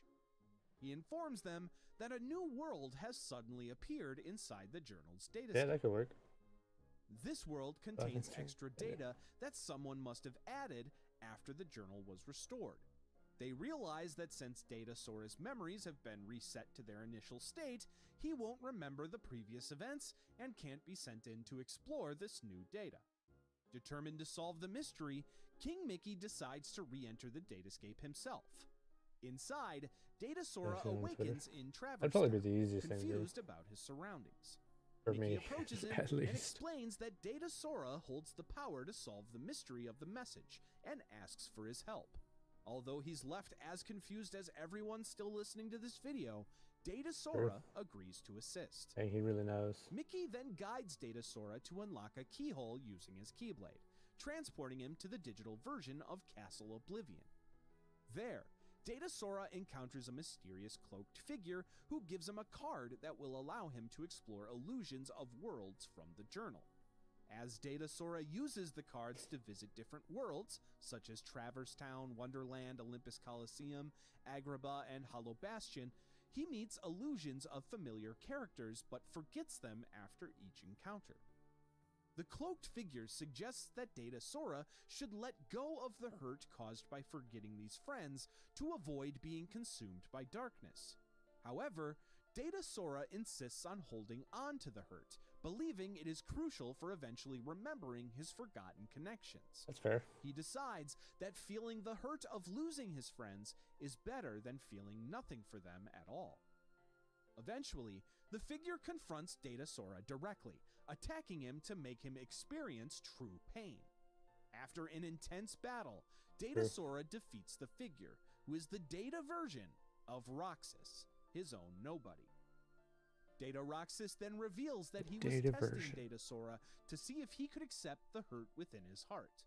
His role completed, Data Roxas then merges with Data Sora, entrusting him with the restored memories as well as the pain that comes along with them. Mickey then arrives, and together they proceed to a room where they meet the Datascape's version of Naminé. She reveals that she was the one who left the mysterious message in the journal. Data Naminé explains that while repairing Sora's memories, she found hidden ones deep within that she was the one who left the mysterious message in the journal. Data Naminé explains that while repairing Sora's memories, she found hidden ones deep within his heart of people connected to him, memories that are painful and could harm his heart if not handled properly. To help Sora confront this hidden hurt, she had added the extra data, the message, and the bugs to the journal, hoping he would learn to face and accept the pain. Data Naminé tells Data Sora that Sora is the key to saving the people that are connected to these memories, including Roxas, Axel, Xion, Terra, Aqua, and Ventus. She emphasizes that when the time comes, Sora must hold on to these memories and awaken them to help those connected to him. Data Naminé then begins to fade away, asking Mickey to pass along her message to the real Sora in the outside world. Mickey promises to do so, recognizing the importance of the task ahead. Data Sora then leaves her with a final message of thanks as she vanishes from the restored datascape of Jiminy's journal. Returning to the real world, Mickey sits down and writes a letter addressed to Sora. Sometime later, the real Sora and Riku sit together by the Paupu tree on Destiny Islands, and Kairi approaches them with a letter bearing King Mickey's seal. Of course. They then open and read the letter, detailing Mickey's experiences in the datascape, as well as his learning that Sora's next journey is to awaken the memories sleeping within his heart to save those connected to him from their hurting. Okay. At some later point, on the Dark Margin Beach, we find a cloaked Ansem the Wise, who had survived the blast that destroyed his machine, but wound up stranding him on the beach, which exists on the precipice of darkness. Suddenly, Aqua, still wandering the realm of darkness, comes across Ansem the Wise and introduces herself, but he reveals that he cannot remember who he is or how he got there. Aqua expresses her desire to return to her own world to fulfill a promise she made to her friends, Terra and Ventus, and Ansem the Wise mentions that she reminds him of a boy he once knew, who wields a keyblade to protect the light across many worlds. Aqua asks if the boy is Terra or Ventus, but the man says it's neither. He confesses that in the past, consumed by vengeance, he did terrible things to this boy and his friends. In an attempt to atone, he hid the results of his research within the boy while he slept, hoping that the boy could set things right and save those whose lives he had once ruined. He refers to many, including himself and Aqua, as waiting for their birth by sleep, a chance at a new beginning. He said when it. Aqua asks for Birth the by boy's sleep. name, He said it. the man reveals that his name is Sora. Hearing his name, Aqua is moved to tears, regaining the hope she had lost long ago. Sometime later, on Destiny Islands, Sora sits on the Paopu tree, holding the glass bottle containing Mickey's message. Riku approaches and asks Sora if he's made up his mind. Sora tells him that he has, stating he's gotta help those out there who need him. Kairi arrives and gives him her wayfinder once again, and tells him, "See you soon." So this takes place Sora at accepts the it, end of and the three Kingdom friends Hearts stand 2, together, technically. united by their friendship as Sora prepares to embark on his next journey.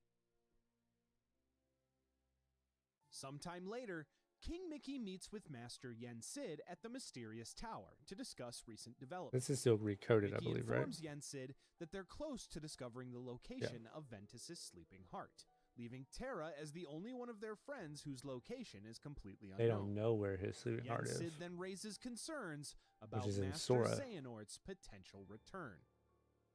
A startled Mickey quickly notes that Sora defeated both halves of Xehanort, Ansem, who commanded the Heartless, and Xemnas, who led the Nobodies. Yen Sid Everybody can't message you because I don't want. Really? You just have premium? The message on Twitter?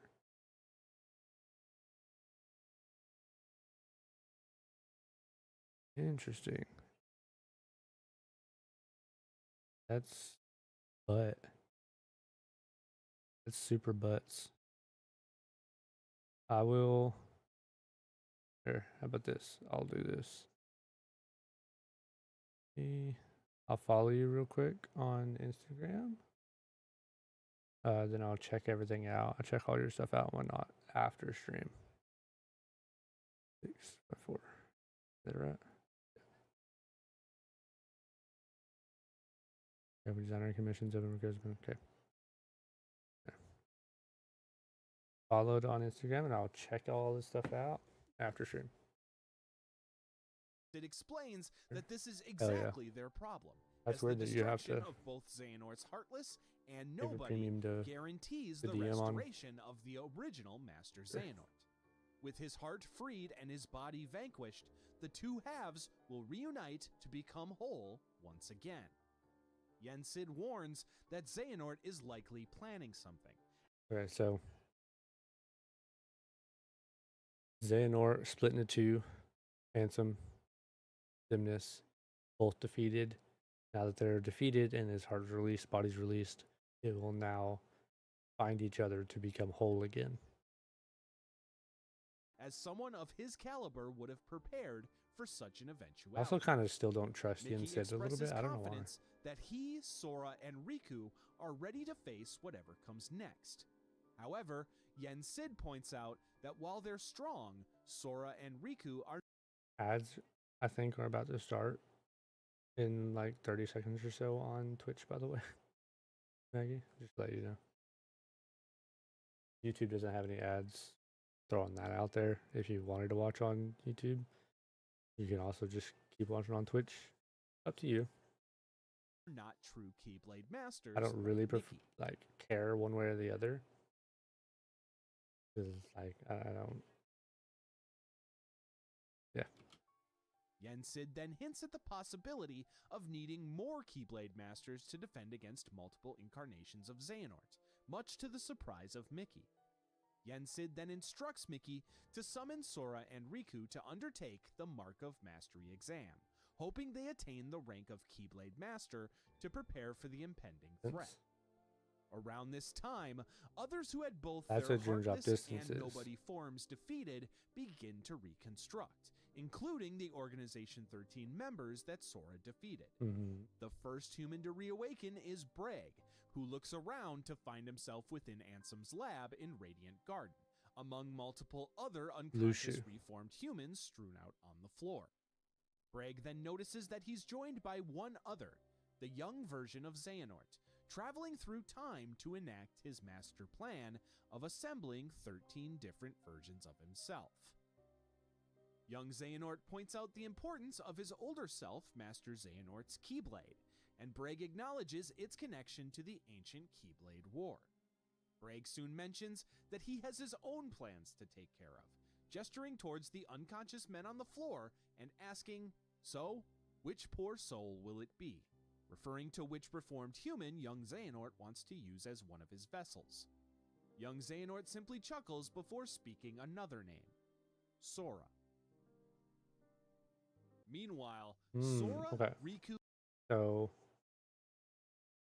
it sounds like young Xehanort from the past that traveled to the future wants to take over Sora's body. Because Sora's like the chosen one. Donald, and Goofy arrive at the mysterious tower with King Mickey, who takes them before Yen Sid. So this is Dream Drop The Distance. sorcerer Hate what they did to my boy's hair, Riku's hair. With that outfit and stuff, it is not it. reveals his fear that Does not look Master good. Xehanort is likely to soon return and cause trouble once again. To prepare for this threat, Yen Sid tells Sora and Riku that they must undergo the Mark of Mastery exam to finally become true Keyblade Masters. Sora, seeing it as a simple formality, believes he and Riku have already proven themselves alongside Mickey. I mean, I agree with that, to be Riku honest. expresses self-doubt, admitting that darkness still has a hold on his heart, Fair. and surmises that maybe testing himself would be a good idea. But why do you? It's like with the like Jedi's, right? They're like, oh, your heart has to be pure, your mind has to be pure. You can't be thinking about dark thoughts. You can't let the darkness within you. You know, like. But if they would have just accepted Anakin and made him a master like he deserved, none of that would have happened. Same thing with this, right? Like, why can't you have darkness powers as well? To be able to utilize the dark powers as a Keyblade master of fighting for good. You're just extra powerful. That's sick. Why not? Seeing Riku's uncertainty, Sora agrees to take the exam alongside his friend. Yen Sid explains that to overcome Xehanort, they need to rescue those trapped in sorrow and slumber, the individuals connected to Sora that Mickey mentioned in his letter. To achieve this, they must find and unlock 7 sleeping keyholes within the worlds that Sora had previously saved from the Heartless, but had never returned completely. Yen Sid details that these worlds still sleep, cut off from outside connections, including the Heartless, but are inhabited by creatures called Dream Eaters. Hey, remember those from like 3 hours ago? Yen Sid further explains the 2 types of Dream Eaters. The Dream Eaters were in this Union X area 3 hours ago, video wise. They were given like you had like a Dream Eater companion in this game, which was years and years and years, like a long time ago in the past. The Dream Eaters were actually my least favorite thing about Dream Drop Distance, because they tried to make it like a pet almost, where you could like feed them and like all that stuff, because it was the 3DS and that's what they did, I guess. I did not like that part of it. Nightmares, which devour happy dreams, and benevolent spirits, which consume the nightmares. Yen Sid then gives Sora. I also just didn't like the gameplay of them and like using them in combat and stuff. I didn't like that, but I did like bouncing off walls and stuff. That was cool. And Riku the task for their exam. Enter these sleeping worlds where the Dream Eaters, like the Heartless during his original journey, will guide them to the keyholes at the heart of each world, which they can then unlock to finally reawaken them. Yen Sid then sends Sora and Riku back through time. Back through time? Holy. Send you a message on Instagram. Check it when you're free. Yeah, absolutely. As soon as I end stream and everything, I'll check it out for sure. I was gonna see if I can make it through all this tonight. How much longer is this? 20 minutes? Yeah, absolutely. That'll be about midnight when my time. to before almost their perfect. first I just quest can't really started pause it on much Destiny afterwards Islands. anymore. There, they take their raft out to sea, but as they do so, they're Not attacked quite by minutes, Ursula, actually. the villainous half-woman, half-octopus We'll see. from the Little Mermaid-themed world of Atlantica. Unfortunately, the battle causes their raft to capsize, throwing Sora and Riku into the surrounding waters. As the pair descend, a keyhole suddenly appears towards the surface of the water, and their keyblades materialize. Acting seemingly on their own, the keyblades aim at the keyhole and emit a beam of light that engulfs them.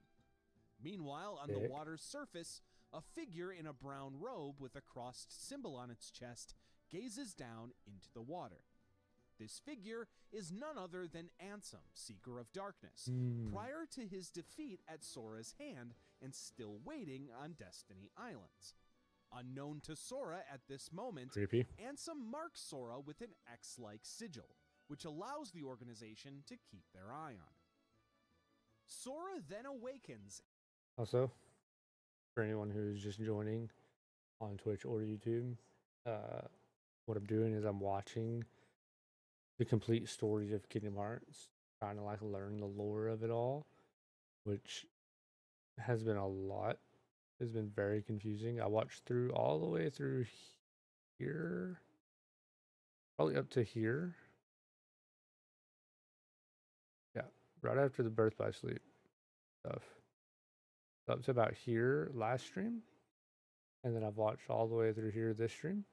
But I'm gonna end here right before the Kingdom Hearts 3 stuff because I'm doing all this so that I can play Kingdom Hearts 3 for the first time, and I can kind of more or less understand everything that's going on and all that type of stuff. Which I'm sure I'll forget a lot of stuff because it's very convoluted, it's very complex. But that's what I'm doing. So if you are here and you want to see more of this, the story, cool. Stick around, check it out. If you want to see the playthrough of Kingdom Hearts 3, you know, follow, subscribe, whatever you want to do on YouTube or on Twitch and stuff. Inside of Traverse Town, finding his clothes changed, seeing the new X. So this is Dream Drop Distance. He then meets Neku Sakuraba, a participant in a mysterious game involving a countdown timer and survival challenges. Neku is reluctant to trust Sora, but eventually teams up with him to fend off nightmares and help search for his missing partner, Rhyme. Meanwhile, Riku arrives in a different version of Traverse Town, where he encounters Joshua, a cryptic figure who explains that the world has been split in two, with each half hosting its own version of events. Both Sora and Riku face challenges and nightmares, culminating in battles against powerful bosses, like the Hako Monkey. Oh, this you played through. And interactions with a figure in a black coat, who soon reveals himself to be the time-traveling young Xehanort. By sealing the keyholes, they awaken Traverse Town and move on. This one you play as Sora you and bounce Riku progress through more Riku sleeping and worlds, Sora, which it is becomes cool. clear that their journey has greater implications than simply passing their exam. Sora continues to encounter young Xehanort, who taunts him, calling his heart a prison, while a time-traveling Vanitas appears beside him. The young Xehanort continues to appear to both Sora and Riku, bringing along different versions of himself from throughout time, including both Xemnas and Ansem. During another meeting with Sora, young Xehanort reveals the extent of his time-traveling manipulation before suggesting that everything happening in the sleeping worlds is part of a grander Tron Legacy, the movie, so underrated. If you have not watched it, watch it. It is awesome.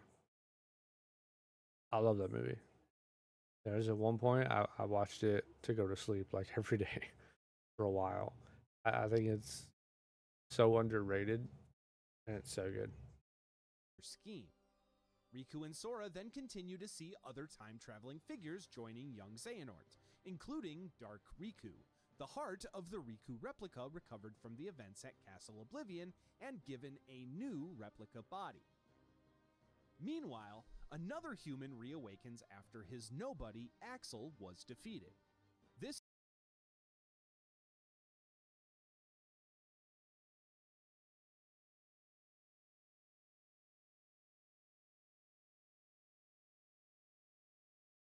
One second.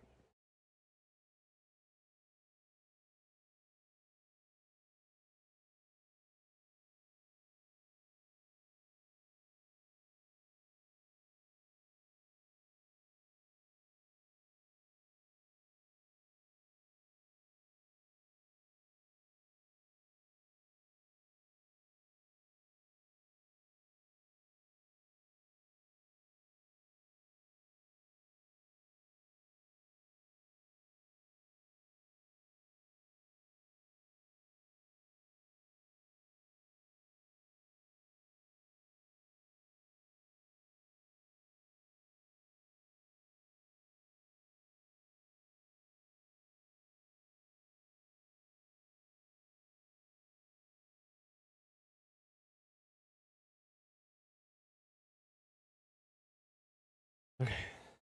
Sorry. That heard a noise.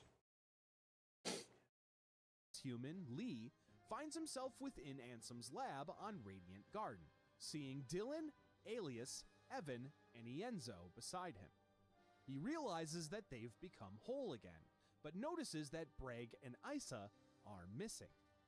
As the others awaken, Lee takes it upon himself to figure out what happened to the two missing forms. This is a big deal, by the way, because at the towards the end of Kingdom Hearts 2, Axel, Lee, excuse me, dies, or so you think he dies. And a lot of people loved Axel, so him dying was like, oh, it was very sad. Organization 13 members. Back at the mysterious tower, Mickey, Donald, Goofy, and Yen Sid await Sora and Riku's return from their exam. Suddenly, a raven flies through the window, carrying a message. Mickey immediately recognizes the raven as Maleficent's, and the letter from the sorceress states that she has kidnapped Queen Minnie, instructing King Mickey to return to Disney Castle immediately. Freaking Recognizing the urgency of the matter, Yen Sid urges Mickey to return to the castle, with Donald and Goofy electing to join him. When they arrive at Disney Castle, Mickey, Donald, and Goofy find Maleficent alongside Pete, who is holding Minnie captive. Maleficent demands that Mickey give her all of the data from the data worlds from Jiminy's journal, in exchange for Minnie's freedom. Suddenly, their conversation is interrupted by an arriving Lee, who frees Minnie while scaring Maleficent and Pete off. Mickey scolds him for using a corridor of darkness to reach them, but ultimately thanks Axel for saving them. Lee then corrects Mickey, giving him his real name, before asking if they've got it memorized. I just realized this is my first time making reference to that, but it's like kind of Axel and Lee's thing.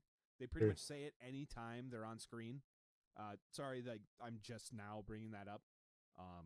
Yeah, moving on. Lee, Mickey, Donald, and Goofy then return to Yen Sid at the mysterious tower, who explains that he suspected Xehanort's interference in Sora and Riku's Mark of Mastery exam almost from the start. He reveals that completing the exam involves finding 7 doors tied to 7 pure lights, after which Sora and Riku would return as true Keyblade Masters. He notes that the members of the organization have become whole beings again, and Xehanort's own restoration is inevitable. Knowing they'll soon need help, Yen Sid grants Lee the ability to wield his own Keyblade, sending him off with the 3 fairies to learn how to use it. After he leaves, Mickey and Yen Sid discuss Riku and Sora's safety. Yen Sid believes that if Xehanort anticipated their plans, he would have needed to be present during the Destiny Island's fall to darkness, but he doubts that Xehanort could have had that foresight. Considering the rules of traveling through time, Yen Sid mentions that Xehanort couldn't transport his body across eras without having an existing version of himself at both endpoints. Mickey then recalls, however, that Xehanort once gave up his body, possessing Riku, which sparks concern that Xehanort's cunning might be greater Anime than moment. even they expected. Mickey then states that he wants to help Sora and Riku directly, but Yensid reminds him that he cannot just enter the dream worlds. Mickey figures that Sora and Riku will eventually reappear in a place reachable from their world. He then remembers advice from Master Aqua to follow the hearts and you'll find the way, deciding to trust his instincts. Donald and Goofy want to join him, but Mickey insists on going alone, explaining that if something happens to him, Sora, and Riku, Donald and Goofy must remain behind to protect their world. Yensid notes that while he was unable to locate Sora, he senses Riku's presence in the realm between. Mickey vows to trust his heart and find Riku and Sora to bring them back safely. When Sora unlocks the 7th sleeping keyhole, he finds himself within the world that never was, where he learns that his entire quest has been manipulated by Xehanort's allies. An arriving Xigbar reveals that Sora's journey through the sleeping worlds and the Mark of Mastery exam itself were all orchestrated, but leaves as quickly as he appeared. Young Xehanort then arrives and takes Sora into a dream, where he shows him where it started. The moment on Destiny Islands when Ansem, Seeker of Darkness, arrived back in time to send young Xehanort on his master plan. Sora is then taken through various memories of his own, as young Xehanort comments on all of the times Sora has visited the various worlds, be it in reality, in his memories, in the datascape, and now in his dreams. Sora then finds himself in the world that never was, where he briefly sees Naminé, who then transforms into Xion. While Sora doesn't recognize the girl, he still feels her pain through him and sheds a tear. He later encounters Roxas, who further hints at Sora's importance. Terra, Aqua, and Ventus also appear superimposed over Riku, Kairi, and himself, but they shift and disappear. Finally, Sora awakens back on the world that never was, and finds Xigbar, who admits to putting Sora into a second sleep, but denies creating the visions. Those were dreams formed by Sora's own heart. Xemnas then appears to join Xigbar, revealing the organization's true goals. They finally explain that the organization's main intention was to make multiple Xehanorts using gathered vessels. While most of the vessels in the original Organization 13 proved unworthy, either through their defeat or through their traitorous means, Xemnas hints at their backup plan. Xigbar then offers Sora a place in the organization, but Sora declines, declaring that his friends are his power. Xigbar departs in a corridor of darkness, leaving Xemnas to fight Sora. Xemnas attacks, again throwing buildings and using energy barriers in a classic battle. Summoning all of his might, Sora is able to defeat him once again. Exhausted from the battle, Sora collapses as darkness seeps from him. Young Xehanort reappears through a corridor of darkness, revealing that Sora is actually in the deepest level of sleep and beyond rescue, revealing that these sleeping keyholes were a trap, leading Sora here as their 13th vessel. He shows Sora the X sigil on his chest, marking him, which has given the organization his location the entire time. Sora's vision then blurs, and the young Xehanort explains all of their selves from across time have gathered to make Sora their final 13th member. Young Xehanort then returns to his own time, so he is able to grow into the man who will set these entire events in motion. As Sora's heart succumbs to darkness, his body falls into a deep sleep and is placed on one of the thrones in the castle that never was his round room. Inside of his heart, as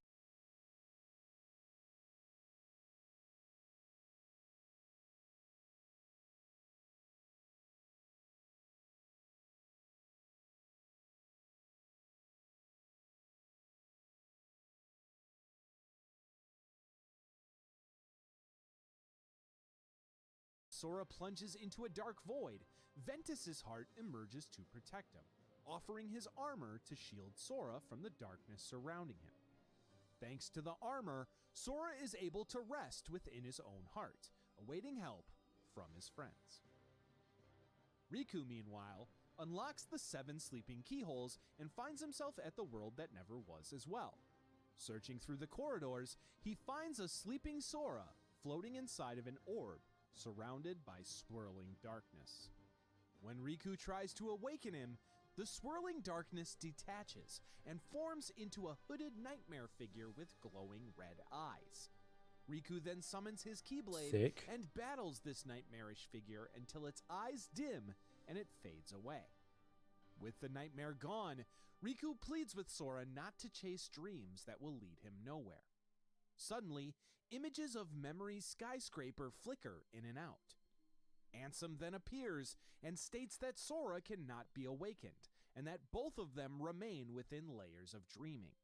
He explains that dreams hold memories, sleep holds dreams, and darkness holds sleep, insisting that Sora's heart now belongs to darkness. Ansem then reveals that Riku himself remains trapped within a dream of a dream. Ansem explains that at the start of the Mark of Mastery exam, Riku sensed something amiss and without even knowing it, dove into Sora's dream. This made Riku act unknowingly as a dream eater for Sora, fending off his nightmares. Ansem chides Riku for failing to protect Sora, wasting the darkness he locked away inside of himself. Refusing to give up, Riku is urged by Ansem to set his darkness free to rescue Sora. Riku recalls why he's on this journey, to determine if he's fit to wield a Keyblade after giving into darkness once before. He decides that there's no point in holding back the darkness now, and resolves to use it to save Sora. Ansem then summons his guardian, the Dark Figure, that's a great for plan. another battle. Riku fights Ansem, Seeker of Darkness, as well as his Dark Figure, through intense attacks. After defeating them, Ansem is encased in a dark orb, guarded by an even larger form of the Dark Figure. Riku is able to break through and pierce the orb with his Keyblade, dispersing the Dark Figure and overcoming Ansem, Seeker of Darkness, once again. After defeating Ansem in the Abyss, Riku opens his eyes at Memory's skyscraper. He realizes he's returned to the real world, but still possesses Dream Eater abilities, meaning Sora is still asleep and he's still connected to his dreams. He sees the large floating castle nearby and deduces that Sora must be there. Finding no direct path, fellow Dream Eaters arrive and assist Riku in summoning a Bridge of Light to cross. Inside the round room, Riku locates Sora seated asleep at the center. Before Riku can reach him, young Xehanort appears and pushes him away, explaining that Sora was their target for the chosen 13th Vessel of Darkness after Riku proved too resistant and Roxas became too aware of his own condition. The organization's true goal was always to divide Xehanort's heart into 13 vessels. Riku then looks up to see all of the thrones occupied by hooded figures, the real Organization 13. Young Xehanort details how he traveled from the past to ensure that all of Xehanort's incarnations would gather here and now. He then points to a final throne with a mass of darkness taking form, claiming that his most future self will arrive soon. Suddenly, which is like the old Xehanort, them, and King Mickey arrives, using a time spell, freezing all but himself and Riku. Mickey urges Riku to grab Sora, but a time spell resumes, and Mickey is knocked away. You've had it that whole time. Xehanort and Riku then battle in a realm beyond time. Young Xehanort conjures a clock and manipulates time around them, but Riku endures and shatters it, returning them to the round room. Unfortunately, the highest throne is now occupied, as Master Xehanort now appears in the flesh before them. Mickey confronts him, and Master Xehanort explains his entire plot to reforge the Keyblade, including his failed first attempt that led to the current fates of Mickey's friends, Terra, Aqua, and Ventus.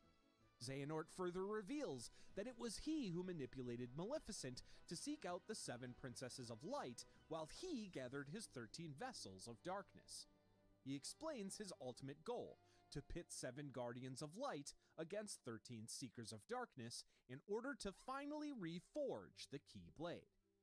Mickey calculates that he, Riku, Sora, and his 3 missing friends form 6 guardians, but Xehanort points out that both Sora and Terra are already within his grasp, leaving the heroes short of their required numbers. As Sora's throne rises higher, Xehanort announces that Sora will become their final vessel needed to complete his 13 darknesses.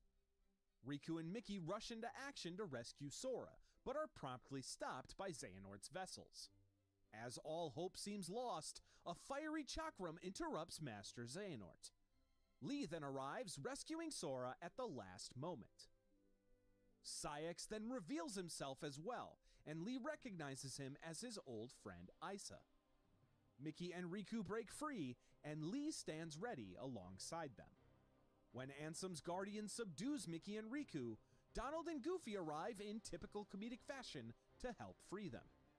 Master Xehanort calls this attempt off as time runs out, vowing that they'll finish this at the fated place once the So 7 cool. lights and 13 darknesses are ready. That was a The very cool organization whole then moment. fades away. For now. Later, everyone returns to the mysterious tower, where Sora remains asleep. Yensid explains that Sora's condition differs from normal sleep. However, since Riku unlocked the sleeping keyholes within Sora's dreams, he should now be able to awaken Sora's heart. Although Mickey offers to go, Yensid states that Riku is the best candidate. Riku accepts the task, remembering how Sora had saved him once.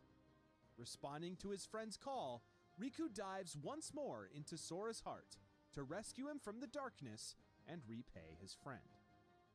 Within the abyss that is Sora's dream, Riku confronts an armored nightmare.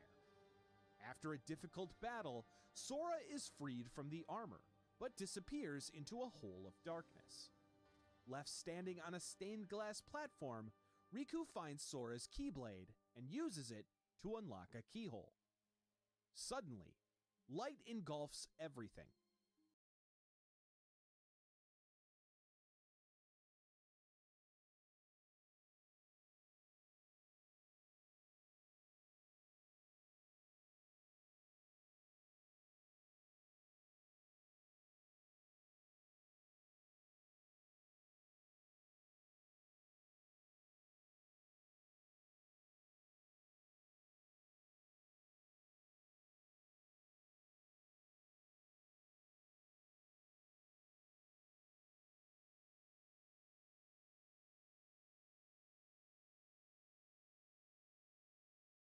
When Riku comes to, he finds himself on Destiny Islands at sunset, facing apparitions of Roxas, Ventus, and Xion, each asking him questions about himself.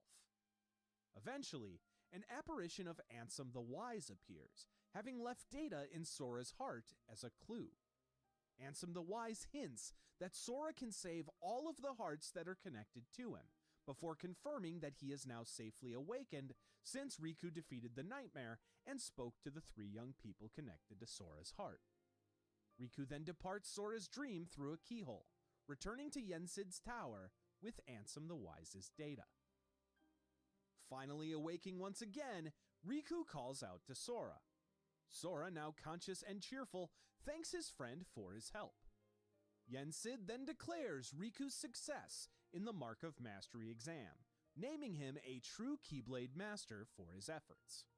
However, Sora, having fallen victim to Xehanort's manipulations, still needs some practice. Regardless of his failure, Sora is still elated at his friend's success. Lee then surprises everyone by revealing his desire to become a Keyblade master, and shocks them further when he summons his own fiery Keyblade. As Sora prepares to leave, he reassures the group that he has some things to take care of, and promises to return soon. He then unlocks a keyhole in the sky and departs. Sometime later, Sora finds himself back in Traverse Town, reuniting with his loyal Dream Eater companions. Surrounded by the spirits he met during his journey, Sora expresses his thanks for their support. Meanwhile, Ventus, still asleep within Castle Oblivion, lets out a smile. Sometime later, back at the mysterious tower, Yensid briefs Mickey on the stakes ahead, the need to protect the 7 pure hearts, the princesses of heart, from Xehanort's plans to forge the Keyblade. To do so, they must force the clash of 7 lights and 13 darknesses before Xehanort is forced to use them. Yensid reveals that one more Guardian of Light is required, and Riku arrives with a surprising guest, Kairi, who is also capable of wielding a Keyblade. At some point, Master Xehanort meets with Xigbar and Saïx at the same boulder in the Badlands where he once met the Lost Master, sharing how that meeting shaped his destiny. Xigbar interrupts, pressing for details on their current predicament. They are still short a 13th vessel for their plan to forge the Keyblade and summon Kingdom Hearts. Xehanort reassures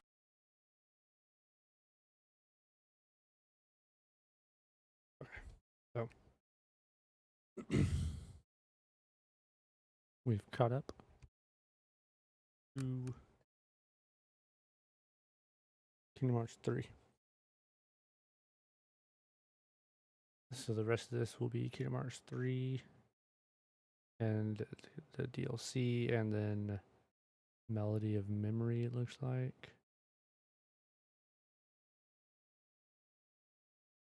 I don't know what this Yozaru. Assuming that's part of the 3, and then there's the Melody of Memory. So I think after we beat Kingdom Hearts 3 entirely, come back and we'll watch this part of the Melody of Memory and everything.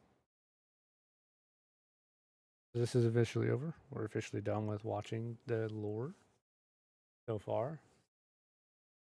Dream Drop Distance had a hell of a lot of lore. Very important. I'll probably rewatch this at some point off stream. But yeah.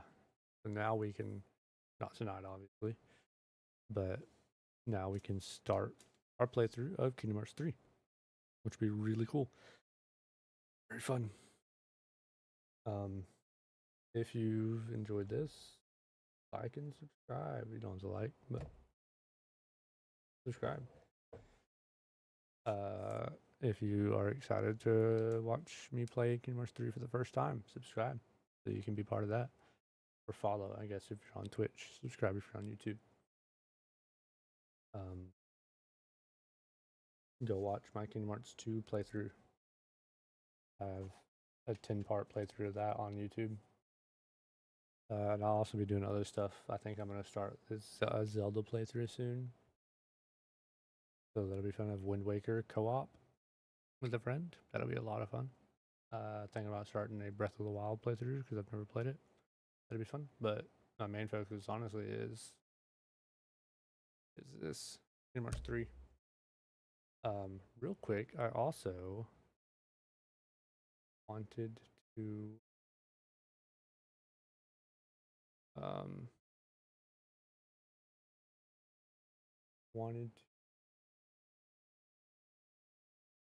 tell y'all about a game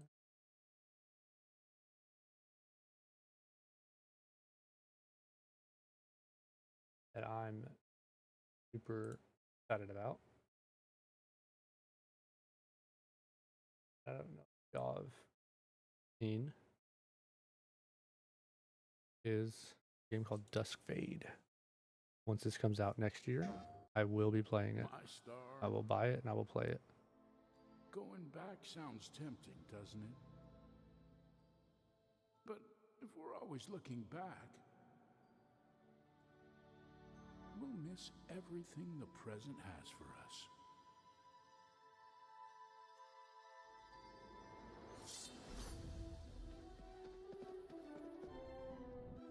This game looks so cool. It looks so awesome. There's an action 3D platformer.